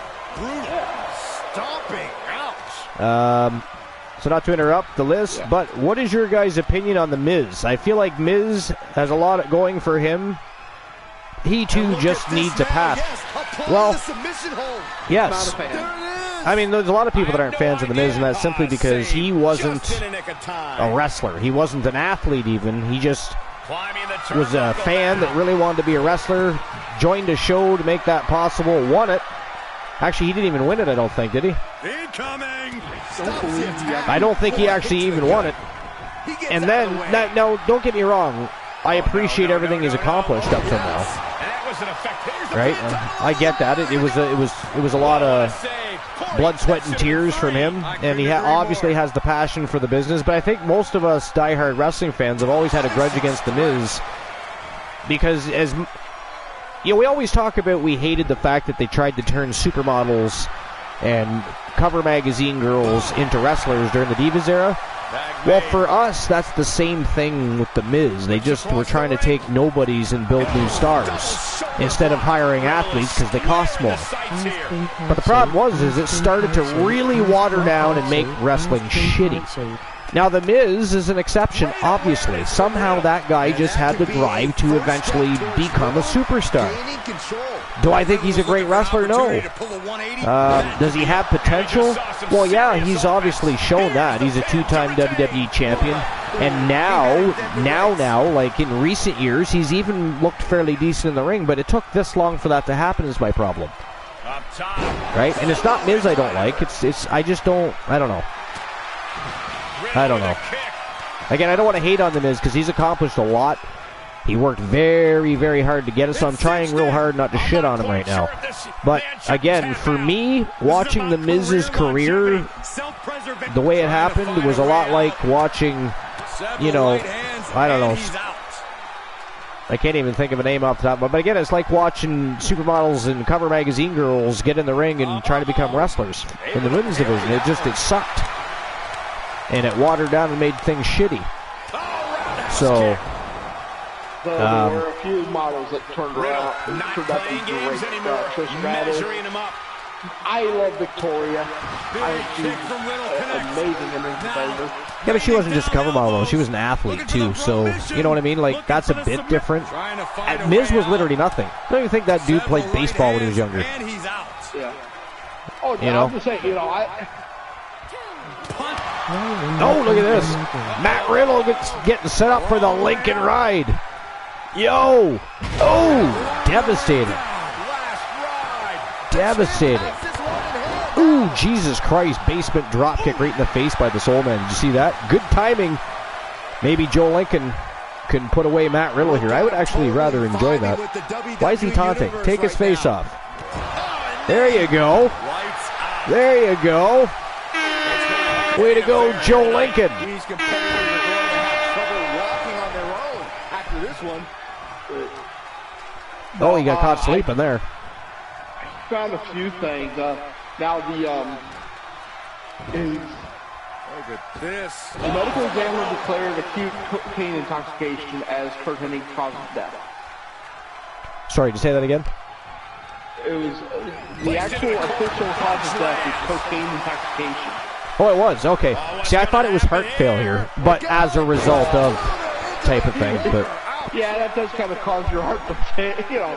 Oh, I know, but I didn't know that. I didn't know that the actual report involved that at the time. I thought it was just years leading up, kind of like what happened to Eddie Guerrero. I mean, don't get me wrong, Eddie Guerrero was clean. He had battled his demons and he was winning, but his heart valves and stuff had taken such a beating, and I'm sure steroids probably played a bit of a part, etc. But it was the cocaine and the whatever else he was into, right? But again, just Eddie Guerrero wasn't out breaking the law all the time, so he was able to hide it and still somehow. And I don't want to be an advocate for drugs, but how impressive is it that Eddie Guerrero was able to do the things he did high? I mean, wow. You know what I mean? Like, he was performing on high levels, high on cocaine and whatever else. Like, that's fucked up. Yes, no pun intended there, of course. But I mean, that's amazing when you think about it. Also very dangerous, but that's amazing that he was able to do that. It's as amazing as Brock Lesnar. You know, it's funny people like to shit on Brock Lesnar's MMA career and shit. Let me inform and educate you crazy fucks. Brock Lesnar, until he beat up Mark Hunt, and man, did he steamroll that SOB. He had never fought one single matchup in the UFC at 100% health. When he finally went to have his operation in Canada, which he of course credits Canadian doctors for saving his life, that's why he became a Canadian citizen and flies the Canadian flag now. But they say he was lucky if he was 60% healthy during any given match that he was in. And not to mention his bowels could have ruptured. Like, there's a lot of things so which begs the question: how the fuck did they clear him to fight any of those times? What, just because it was Brock Lesnar? You know what I mean? That's kind of crazy when you think about it. And he became a champion, right? An interim and a heavyweight champion, and did all of that while he was very, very sick. Very, very sick with diverticulitis. And then when he was 100%, look what he did to Mark Hunt. Anybody that hasn't seen Brock Lesnar versus Mark Hunt, go watch that shit. Because to this day, Mark Hunt is furious and bitter and probably embarrassed. Because he didn't just lose that match. Because listen, Mark Hunt was one of the best ever. He was knocking the best in the company out cold. He's a very good fighter. He has a lot of losses on his record, but that's because those were from a long time ago. And then he, like, if you look at the wins he's had, those are for more, like, he was on a tear as a MMA fighter, and his career was on the up and up. But So don't pay attention to the losses, because believe me, he is far better than those losses. If you look at the paper or look at the losses, you're thinking, oh, he's not that good. Believe me, he was good. Very good. Especially because he wasn't always in the heavyweight division either. He went up to heavyweight. But anyway, Brock Lesnar absolutely fucking steamrolled him. Made him look like an amateur. And, of course, Mark Hunt wants to blame steroids. Well, let me educate you on something, Mark Hunt. Sure, it might help with endurance, it might help with speed, maybe even some power, but as Brock Lesnar, he's already built like a fucking Greek god. I don't think powers that's not what he's going for. But all the steroids in the world will not give you the skill set and repertoire the man has. I'm sorry. It won't educate you, and it won't get you practice time on the mats to be able to do all that. It will not. So, and if I'm not mistaken, it wasn't even steroids he popped for the last time. It was dick pills. And what he's looking for here looks like a potential. There was an ingredient in the dick pills he was using. Yeah, I think so. Yeah, it's just see, John Jones was a different cat. He didn't mind publicizing it. He didn't mind going out because he battled that hard and won. But Brock Lesnar just paid the fucking fine and said, "Fuck off, leave me alone." Basically, right? So, which I don't blame him. I don't blame him. So, Life says, I got a new tarot deck. Dude, you should do some tarot readings. Get going. Let's go. Kraken Skulls would be very upset because he likes to do that too. Come on, Life. Let's do some tarot reading. Go! That is it. That is all. Ladies and gentlemen, the winners of the match and still your YTD Academy Tag Team Champions from Team Joe Link and Anime J. It is the Soul Man Jay Simmons and the Phenom Joe Lincoln, Phenomenal Soul, are still your double Tag Team Champions. Congratulations, Joe Link. The Soul Man and the Phenom have done it again. Goddamn. Double Tag Team Champions. If either Jay Simmons or Joe Lincoln are able to somehow win another title while they are Tag Team Champions, one of them, or both of them, who knows, could end up becoming Triple Crown Champion. Could you imagine if they both did it? That'd be kind of fucking cool, wouldn't it? I'm just saying, that would be pretty fucking cool. I'll be honest, both deserve it. I mean... Oh, yeah. No question. No question.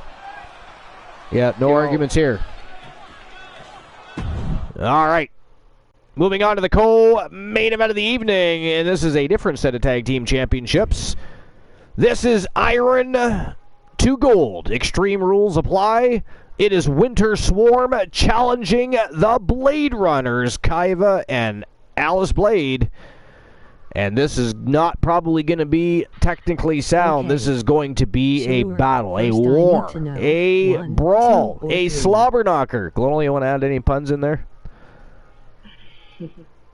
Or are we good on that, do you think? Oh, I think it's pretty cold already. It is cold. We're beating on a dead horse. How dare you? Actually, now that I think about it, how dare you? I just thought about that. How am I even agreeing with that?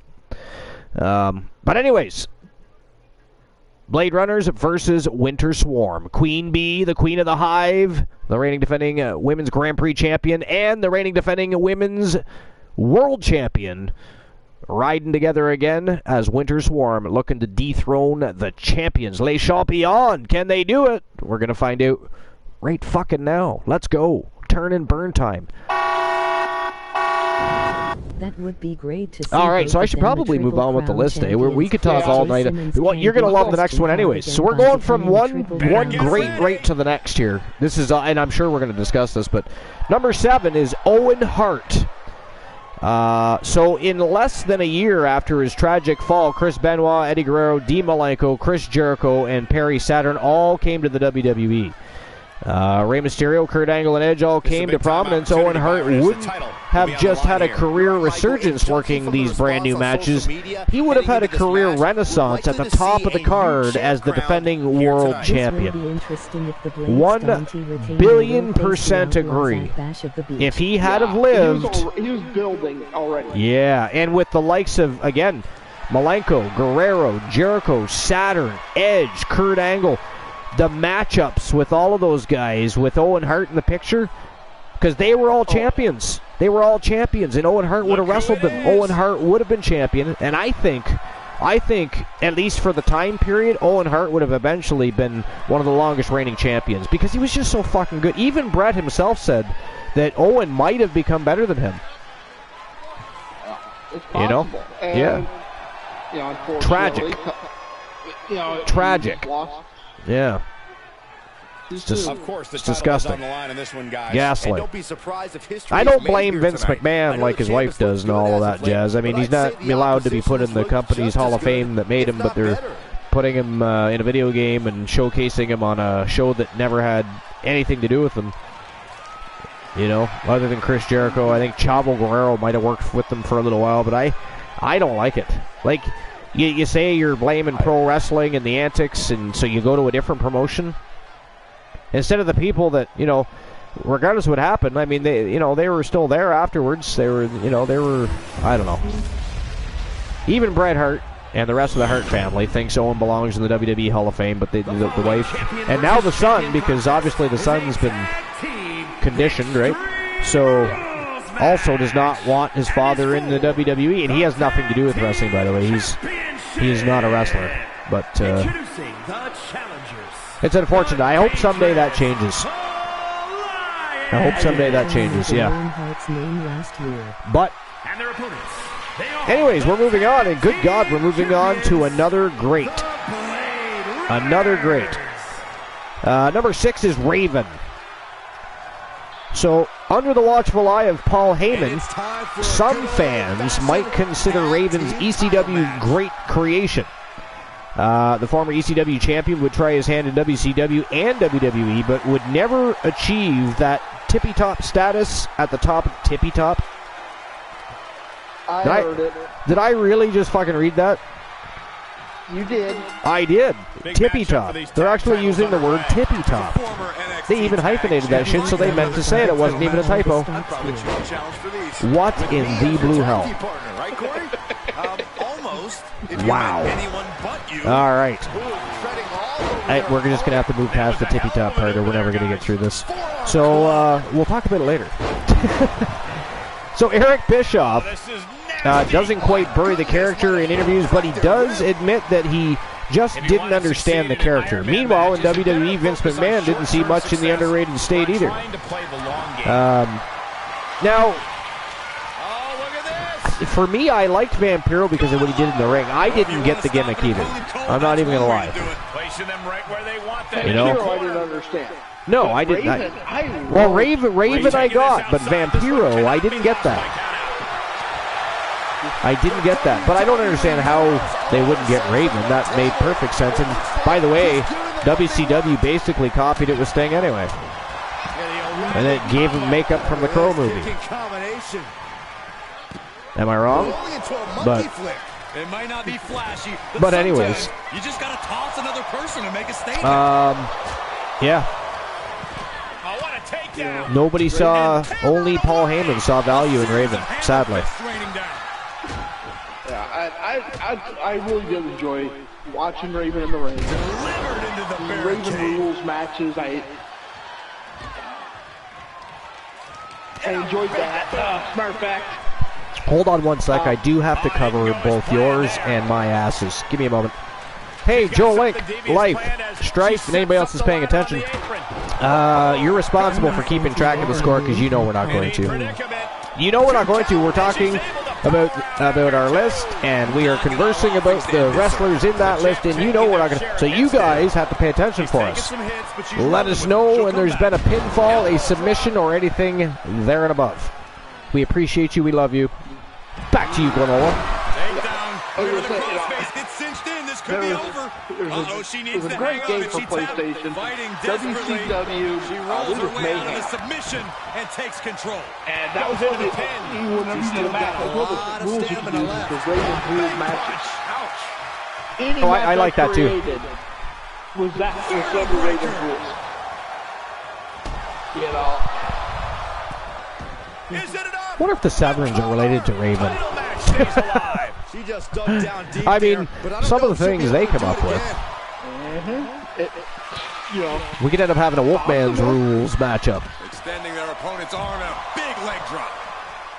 You know what I was thinking? I tried that. You said no. Basement drop kick. You know, Cody Rhodes, of course, is huge in pro wrestling right now. Everybody loves Goldust. Everybody remembers the American Dream, Dusty Rhodes. How long has it been since a proper homage to Dusty Rhodes has been paid tribute to? I was thinking, and I think I'm going to discuss this very shortly, actually, with both Glenola and Joe Link. But I was thinking, we of course have to acquire the rights and talk to higher ups, but I was thinking we should revive, for one night only, As this match goes on, is there any the Dusty Cup Classic. You can't even allow that notion to creep into Which means we got to talk to other promotions about, again, partnering with NXT to utilize, much like we did with the War Games match. And we have ourselves a Dusty Cup Classic tournament. Double knee backbreaker. I think that would be fun. And by the way, I'm just going to throw this out here, and I am going to make a post on Discord at some point, but I've had some discussions with several different people from the community, and there's some real interest in bringing back the Mixed Match Challenge Tag Team Division. Definitely. Listen, so the only reason that we ended up burying that division was because people in the beginning got all hyped about it, and then things just kind of fell apart thereafter, and there was no good quality stories or direction coming out of it. But if you guys would like, I do have an idea. It would involve unifying the YTD Academy Women's and Women's World Tag Team Championships, and then creating the Mixed Match Challenge division. So if you guys would like, I know Glenola's always loved it, so there's no problem there. I loved it too. I just, again, here at the Archerverse TV, one of the things we've always prided ourselves on was being story-driven. Having good direction, good content created, and if there's lack thereof, then that's just not. Joe Link says, yeah, that's when Lincoln was with Alexa Bliss. Yes, sir. And boy, did they have some great matches, by the way. They were also Mixed Match Challenge Tag Team Champions. Now, I will say that the stories weren't there. No, that's the problem. They were good matches. Now, they were. Now, we're in a different era now. There's a lot of fantastic stories being told. It could definitely be different, and that's why I'm willing to do it. But we are going to need to unify, because I don't want to have 3 tag team divisions. I do not. So we will have to unify the YTD Academy and Wrestle Wars Genesis World Tag Team Championships, and then we revive the Mixed Match Challenge Tag Team Division. I'm absolutely fine with that. Let me know. Go ahead and sound off on Discord. Actually, do you want to make a post, Glenola? It doesn't have to be me that does it, because... It'll have to be later unless Joe Link wants to do it, because... That's fine. Joe Link, do you want to... Are you? Yeah. A lot of people have been saying that lately. Wonder what that's about. Joe Link, do you want to make a post in No Holds Barred about the reviving of the Mixed Match Challenge Tag Team Division, and we'll get some vibes from the masses, and of course if you want to sound off here in the chat as well and let us know.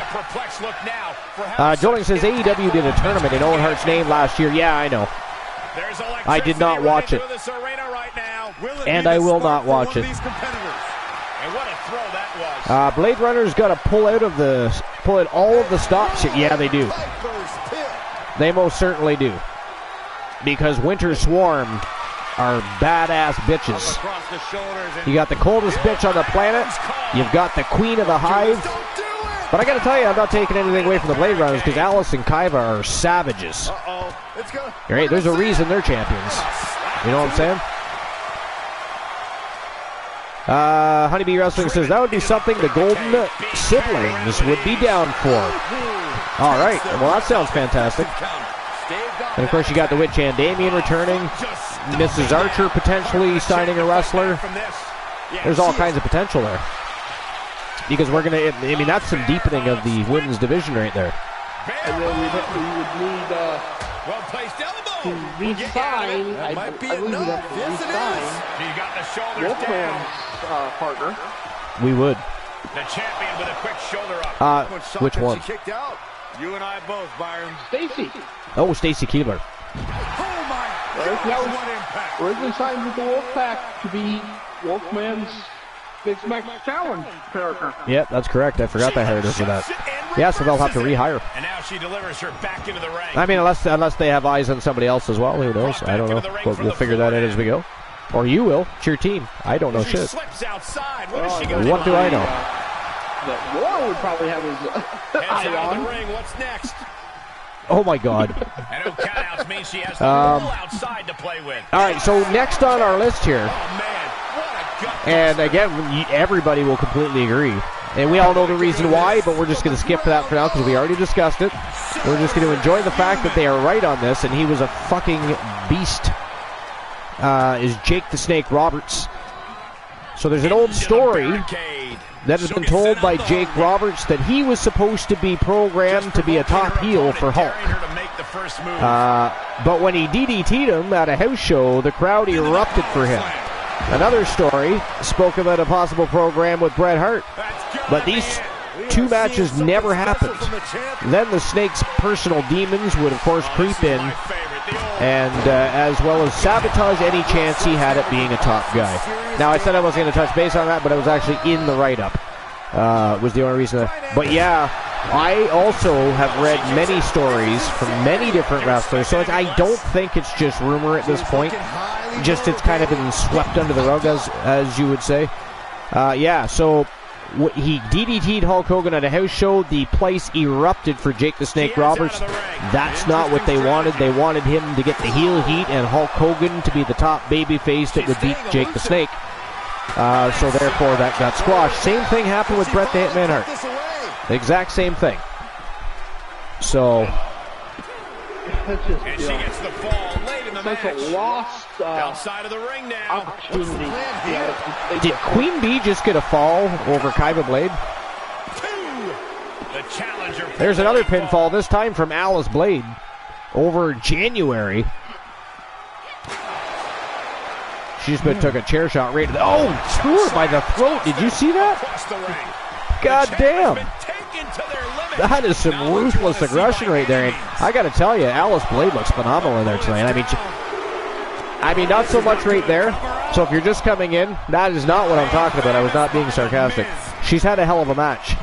She knows just how much damage a steel chair can do. Apparently, Alice and Archer have conversations backstage. That's the rumor swirling. I don't really know that that's true, but I don't really know that that is true. But that's what they say. It was almost just lights out on their championship dreams. Let's see if that kick out was a goddamn Alice Blade taking it to January with a sledgehammer. Can't put this one away even after that big maneuver. 1-1, yeah, I thought so. So I was right. Queen Bee got a pinfall over Kaiba Blade. The shoulders, rack attack en route. Nice. Oh, an inverted rack to a backbreaker. That is savage. Somehow the challenger. Yo! Pinfall for the champions. Les Champions up 2 falls to 1, folks.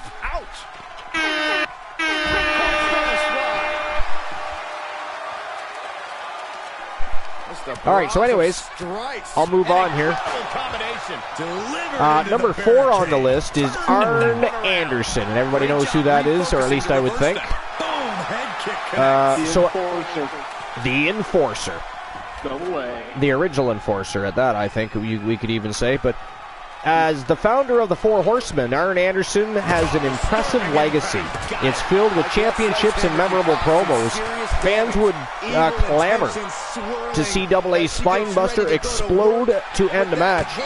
And despite all of the accomplishments, Arn Anderson also spent a career in the shadows of more flamboyant stars like Ric Flair, and a few years earlier, the Enforcer might have been held in the same status as guys like Backlund, Bruno, or Harley Race. That's true, and that also makes that a very sad thing, because Arn Anderson was just as good ever in his career as Ric Flair or any of those guys. But again, not as flamboyant, not as outspoken. His promos were awesome, but I wonder sometimes if that was by choice. I don't know. That if Arn preferred to be that kind of, man behind the power. Did she do it here? Because like you said, he's every bit as good as Flair. Great promos. Shocked that she kicked out. Yep. Power-wise, he was probably a little bit better than Flair. But I'm a huge Ric Flair fan. Everybody knows that. By the way, the Blades are winning 3 falls to 1 with 1:25 seconds remaining. She scores. Oh! Kicked her right in the face. You know what I think it is? Winter Swarm spent too much time in singles competition, and they're having a tough time with a team that has been doing nothing but, well, not nothing but for the most part, they've been ruling the women's tag team division. Between them and the Wolfpack gals. Queen Bee with a pinfall attempt here on Alice Blade. And there's another pinfall. It is 3-2.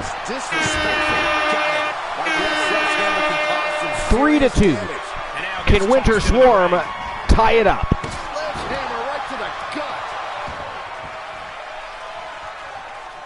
30 seconds remaining. They better hurry up if they're going to do something. Archer, I like your reading. Kick to the gut.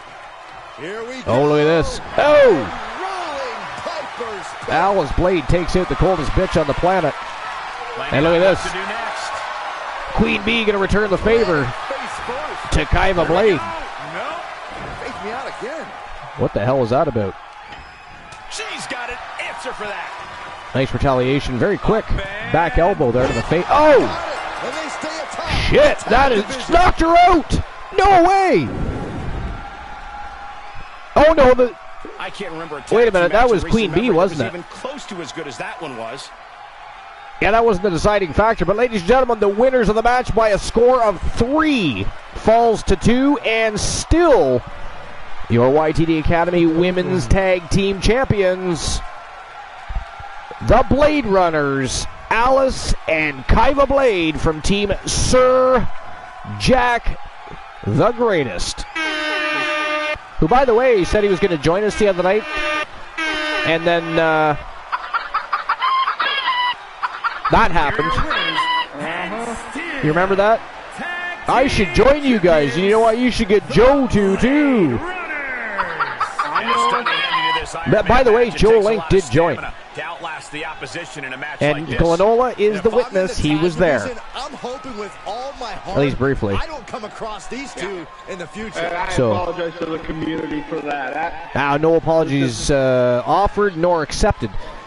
RL takes effect sometimes, and when you got back problems and you're having a bad day, and plus the air pressure's been crazy lately, so I mean your spine was probably feeling like it wanted to jump right out of your back. You know what I mean? So I mean there's no apology needed for that. Nobody ever has to apologize for not being able to be here for one reason or the next. I mean, everybody. I feel bad because, I love this. I love the Archerverse. Well, we all do, but I mean, your health is more important. I know, but there's times where I've not done a stream myself. Just so Sir Jack says. The Archerverse. Sir Jack says, I don't believe that in the slightest. What about Honeybee? What about Honeybee? She actually does shows. Well, Honeybee is actually, I think, Honeybee, have you been on the program before? I feel like you were on at least once. I could be wrong. I've had so many different people on. Did you know that, anybody that's newer, did you know that we even actually interviewed an independent Canadian pro wrestler right here on the Archerverse TV? No. We did. We've done a few different interviews. I still have an interview set up. Well, it's not set up. I still have to finalize it. But I'm working on it for over a year. And, of course, every time I go to his channel, we say how we're going to get together and finally make that happen. But Yad and RMP, it's, was it Rocky Mountain Pro Wrestling, I believe is the name of the wrestling promotion. You can watch it on Twitch, YouTube. But anyways, he's the founder of that. He's also an independent pro wrestler himself.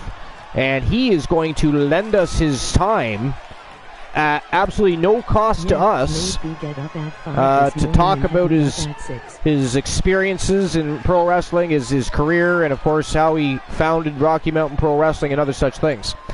So Rocky Mountain Pro Wrestling has a very NWA feel to it. It's an old school studio feel to it. It's good quality wrestling, characters, pretty good stories built.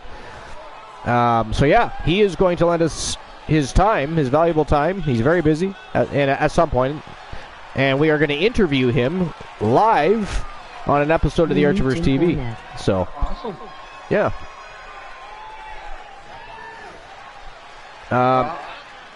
Sir Jack says we need Jim Cornette. Uh-oh. You know, if Sir this Jack, that's one name that Archer don't care for too much. if this was the land of purple, Sir Jack, I would either AKO you or just flat out ban you. Flat out ban you. How dare you, sir? Ghastly. Actually, Archer, we know you love him. I mean, there was a time I didn't mind Jim Cornette, but these days he's crazier than Bruce Pritchard. He's getting his head up. He's got his head up his ass. Right?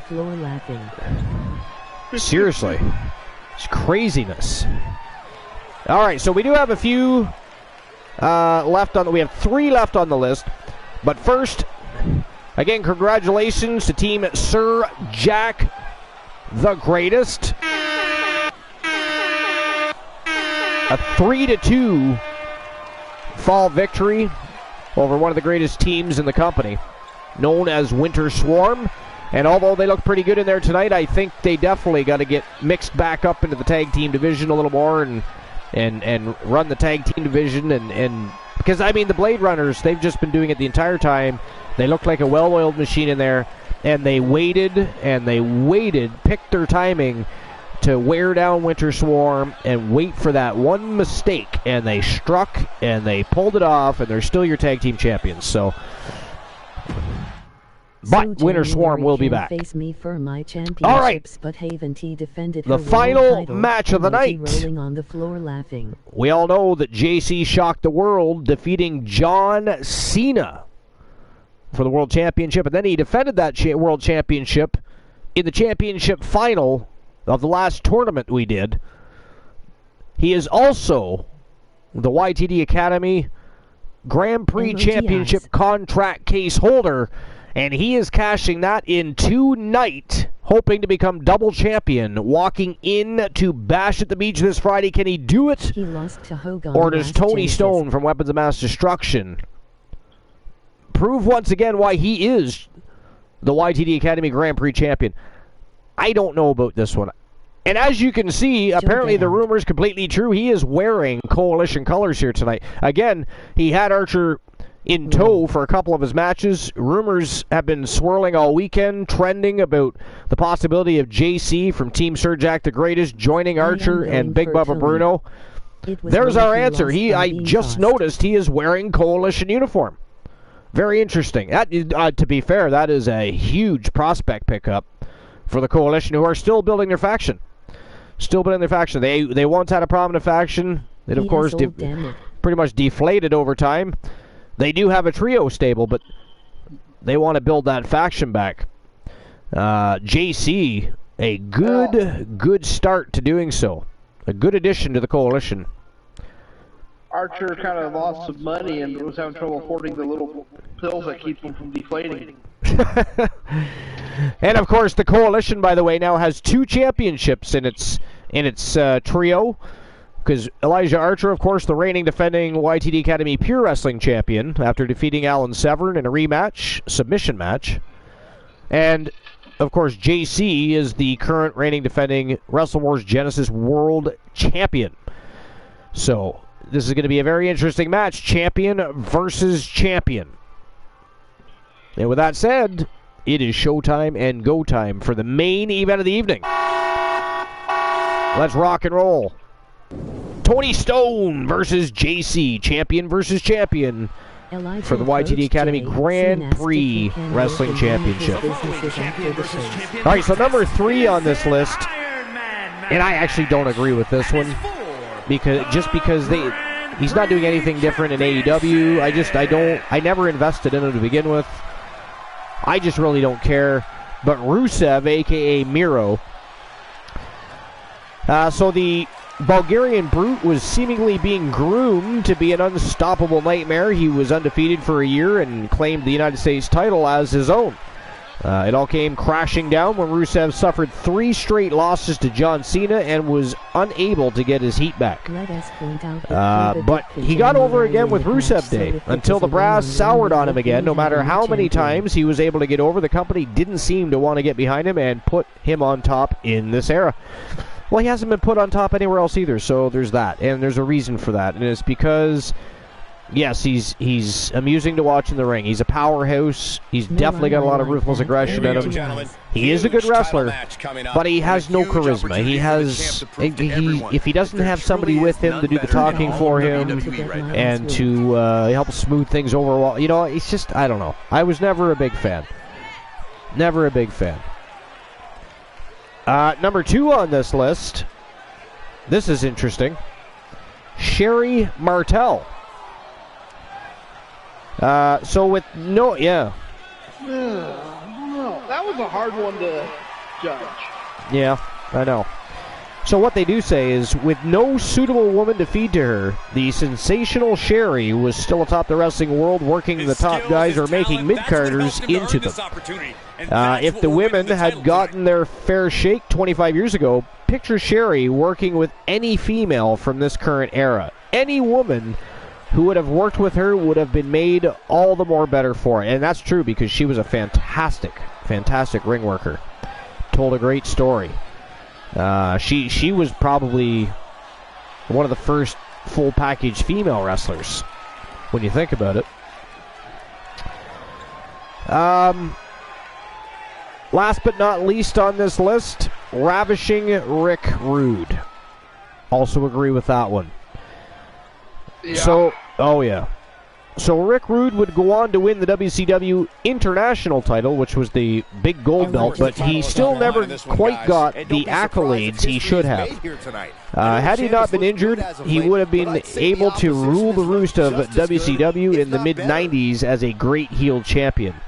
WWE as well, several years later, once they stopped being a predominantly babyface territory. Happened there. And laughing. Wait a minute. What? That's where they cut that off? That's so weird how they just cut it off like that. Okay, so again, this was from the Sportster.com. 10 mid-carders that would have thrived in a different era. Number 10 was John Morrison. Number 9 was Ken Shamrock. Number 8, Mr. Perfect. Number 7, Owen Hart. Number 6 was Raven. Number 5, Jake the Snake Roberts. Number 4, Arn Anderson. Number 3, Rusev. Number 2, Sherry Martel, or Queen Sherry, or Sensational Sherry. Managed Macho Man Randy Savage. And last but not least, Ravishing Rick Rude. And again, the person that published this article on August 21st, 2020 was Eric Blackburn from the Sportster. So, I mean, I agree with most of it. You know, again, I was never a fan of Rusev, so that one just kind of threw me for a bit of a loop, but... You win this title, you are primed for big things. Really all that. No! That's my thing. I agree. I don't know. I don't know what it is. I don't even have anything really to pinpoint. I don't know. Again, if you want to be a top guy, you know, you kind of gotta be able to resonate with fans and look good on TV as you do it, type of thing. You know what I mean? And he is just a brawler, right? He's just another big Van Vader or whatever. At least Van Vader was a better wrestler, by the way. That man suplexes and slams and damn, some of the stuff Vader would do. Especially for a big guy. Moonsaults off the top rope. I mean, the guy was athletic. He was agile. Rusev didn't have any of that either. At least not that we saw. You know, maybe if he had done some of those things. Because although we don't want high, flashy moves done all the time, because I'm sorry, it just gets... Even strong style. I love strong style wrestling, but not every match, not every show. It has its place. And when you do stuff like that all the time, people get hurt, injured. We don't want that. Holy fuck! What the hell? Suicide dive into a tornado DDT. Did you see that shit? Good lord. Suplexes, slams, and that is insane. But being slapped like but cool. It was cool. You would know, Saxton. I give it cool. Not Christian cool. He's not cool. He just pretends to be cool. Leader of the cool kids. Captain of the Coolverse. Santa Coolaws. How dare he? Probably not even following us here on YouTube, which is why he doesn't get the notification when we go live. How dare he? But anyway. Andrade Flair versus Buddy. Andrade Flair. You mean Andrade El Diolo? I mean, they're not married yet, I don't think, and I doubt he takes her name. Although that would be smart, to be fair, for marketing purposes. You know what I mean? Be one of those, you know what, fuck it, yeah, I'm giving up my name. They even use their girl moves. Their girls' moves. I mean, the figure eight leg lock is a lot of fun. And I think I understand it was Charlotte Flair that innovated it, but I don't think it would matter who did that. It's a good move. Popped right in the face. Ooh, what a punch. Charlotte Flair and Buddy Matthews fought each other. I don't remember that. He's back on in chat a little bit, Archer.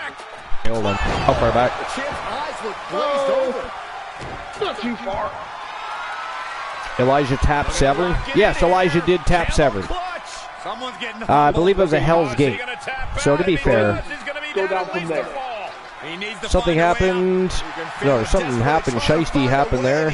Elijah going over Severn. Something that will never happen. Well, he did, just not for the Legends title.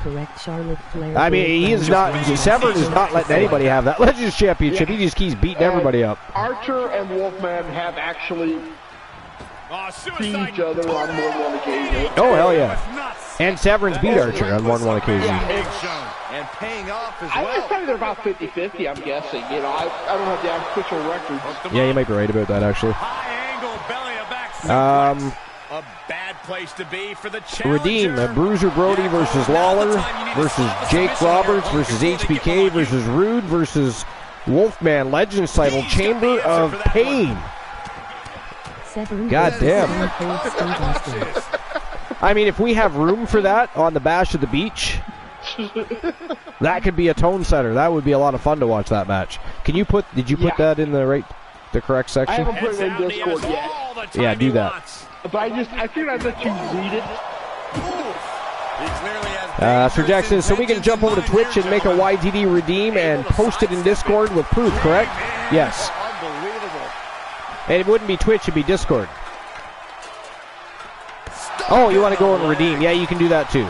Because I believe you can still redeem offline. That I've never tried. Stripe says Miro equals 0 Ritz.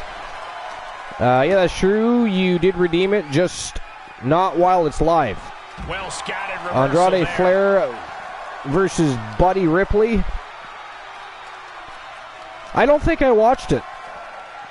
I must have somehow missed that. Knee right to the face. German suplex. Sir Jack says, I'm going to make her redeem. May lose, but it's worth it. Joe Link says, darn autocorrect. Charlotte Flair's boyfriend is what it's supposed to say. Ah, okay. Yeah, he's got to dig Gotcha. deep and find another win if he wants to stay in this. We get it now. There's nothing off limits. Nope. You may have had us confused for a bit, but Sir Jack says Severn versus Stone Cold Steve Austin. We're at a stage where someone's going to have to shift it into another gear. He saw it coming. I mean, that would be a good match with or without a title on the line, to be fair. I think. Wolfman versus Austin? Hell yeah. So at this point, I think it is 0-0 still, with 9 minutes remaining here. Neither champion wants to allow a fall against them. Great counter, impressive ring IQ on display there. Off the barricade. The deed is done. I got to tell you, this has been a great show. Oh my God! It was good to see the Coalition pick up a win too, by the way. I was worried for a while because, I mean, everybody else was having problems. I mean, the Creed brothers won. I mean, I was just waiting for the Coalition to somehow take an L there. But they did an awesome job. Worked very well as a team. Which, for whatever reason, they don't seem to always do, but tonight they were spot on. They worked like a well-oiled machine. They earned their victory.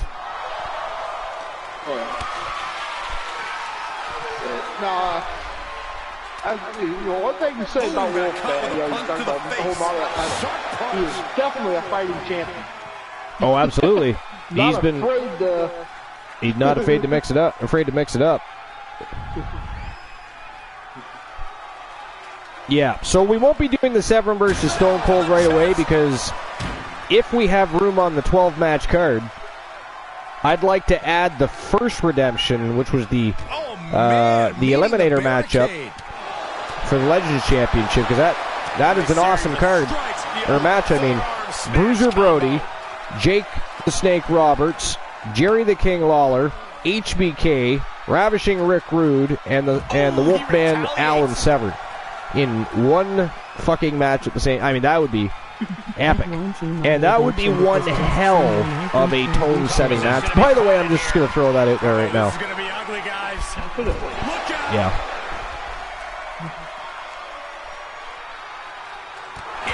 It's too bad there's no function for invading people on YouTube.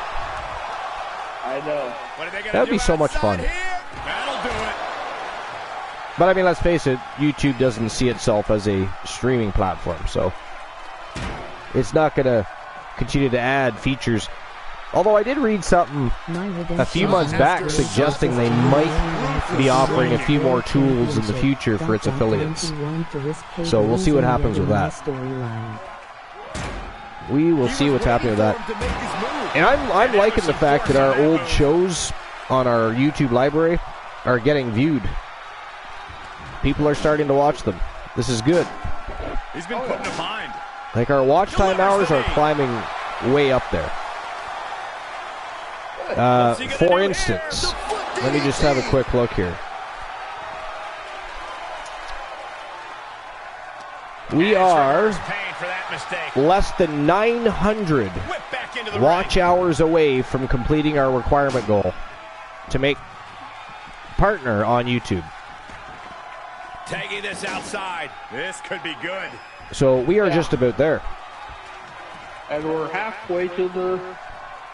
And we're now up to 518 subscribers, apparently. So we've got a couple new subscribers just today.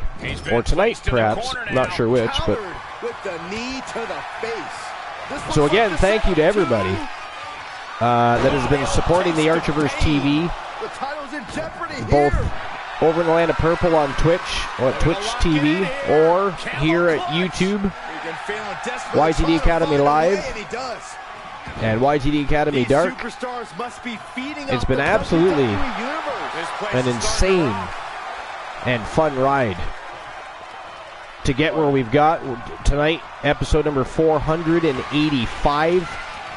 So again, we are only 15 episodes away from our 500th episode. And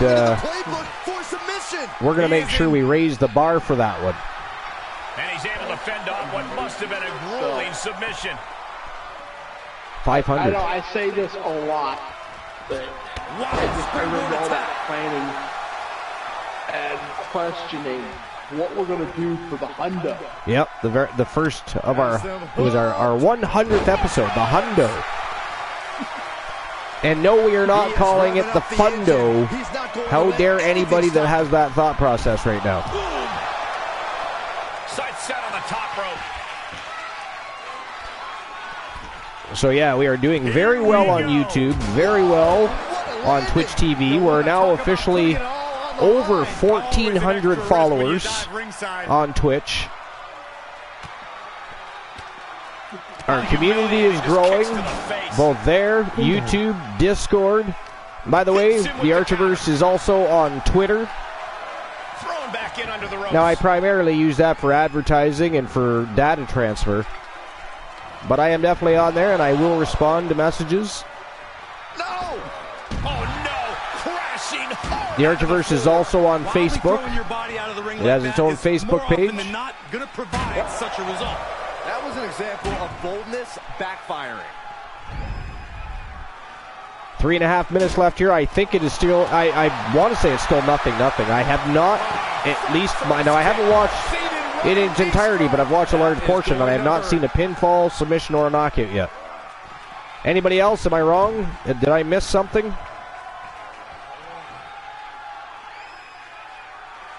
Sir Jack said that wasn't my redemption. That was just someone I think can beat Severn. Oh, Stone Cold? Okay.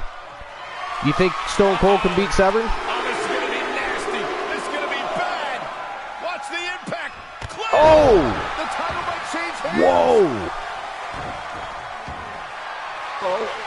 And you wouldn't be totally wrong, Sir Jack, because he has beaten Steiner recliner. There it is. He had no And he choice tapped. but to tap out.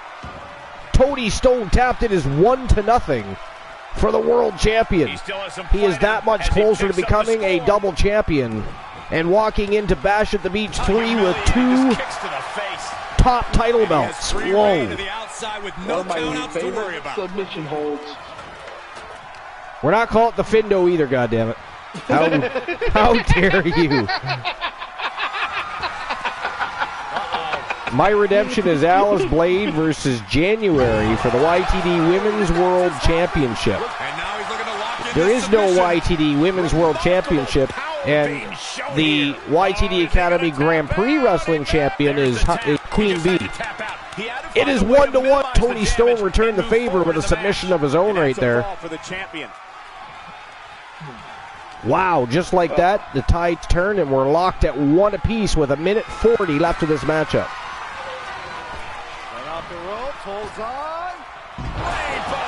Whoa, springboard cutter by Stone. Hold on a second. Could be a matter of time. Submission being locked in. Submission's locked back in. And there's the tap. And he tapped. Come on now, the ref has got It to is get in there and 2-1 force a break. for the Grand Prix Wrestling Champion. 2-1.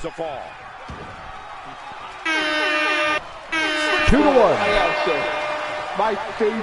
probably my favorite submission hold is still the torture rack. I mean, if done correctly, that could be painful. So, I mean, your rib cage, your spine, all being turned into a violent milkshake. And look at that ground and pound by the world champion here. He wants to tie it up. He's got 50 seconds left to tie this match up. Oh, he nailed him with the shovel. Ooh, Stone returned the favor, though. Damn.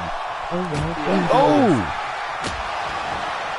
God damn it, Tony Stone apparently better at wielding that shovel. JC in a lot of trouble right now. He is obviously One time, one of the Machine's favorite submission The fight is being brought right to him. the man He's with on the his block. heels, that's for sure.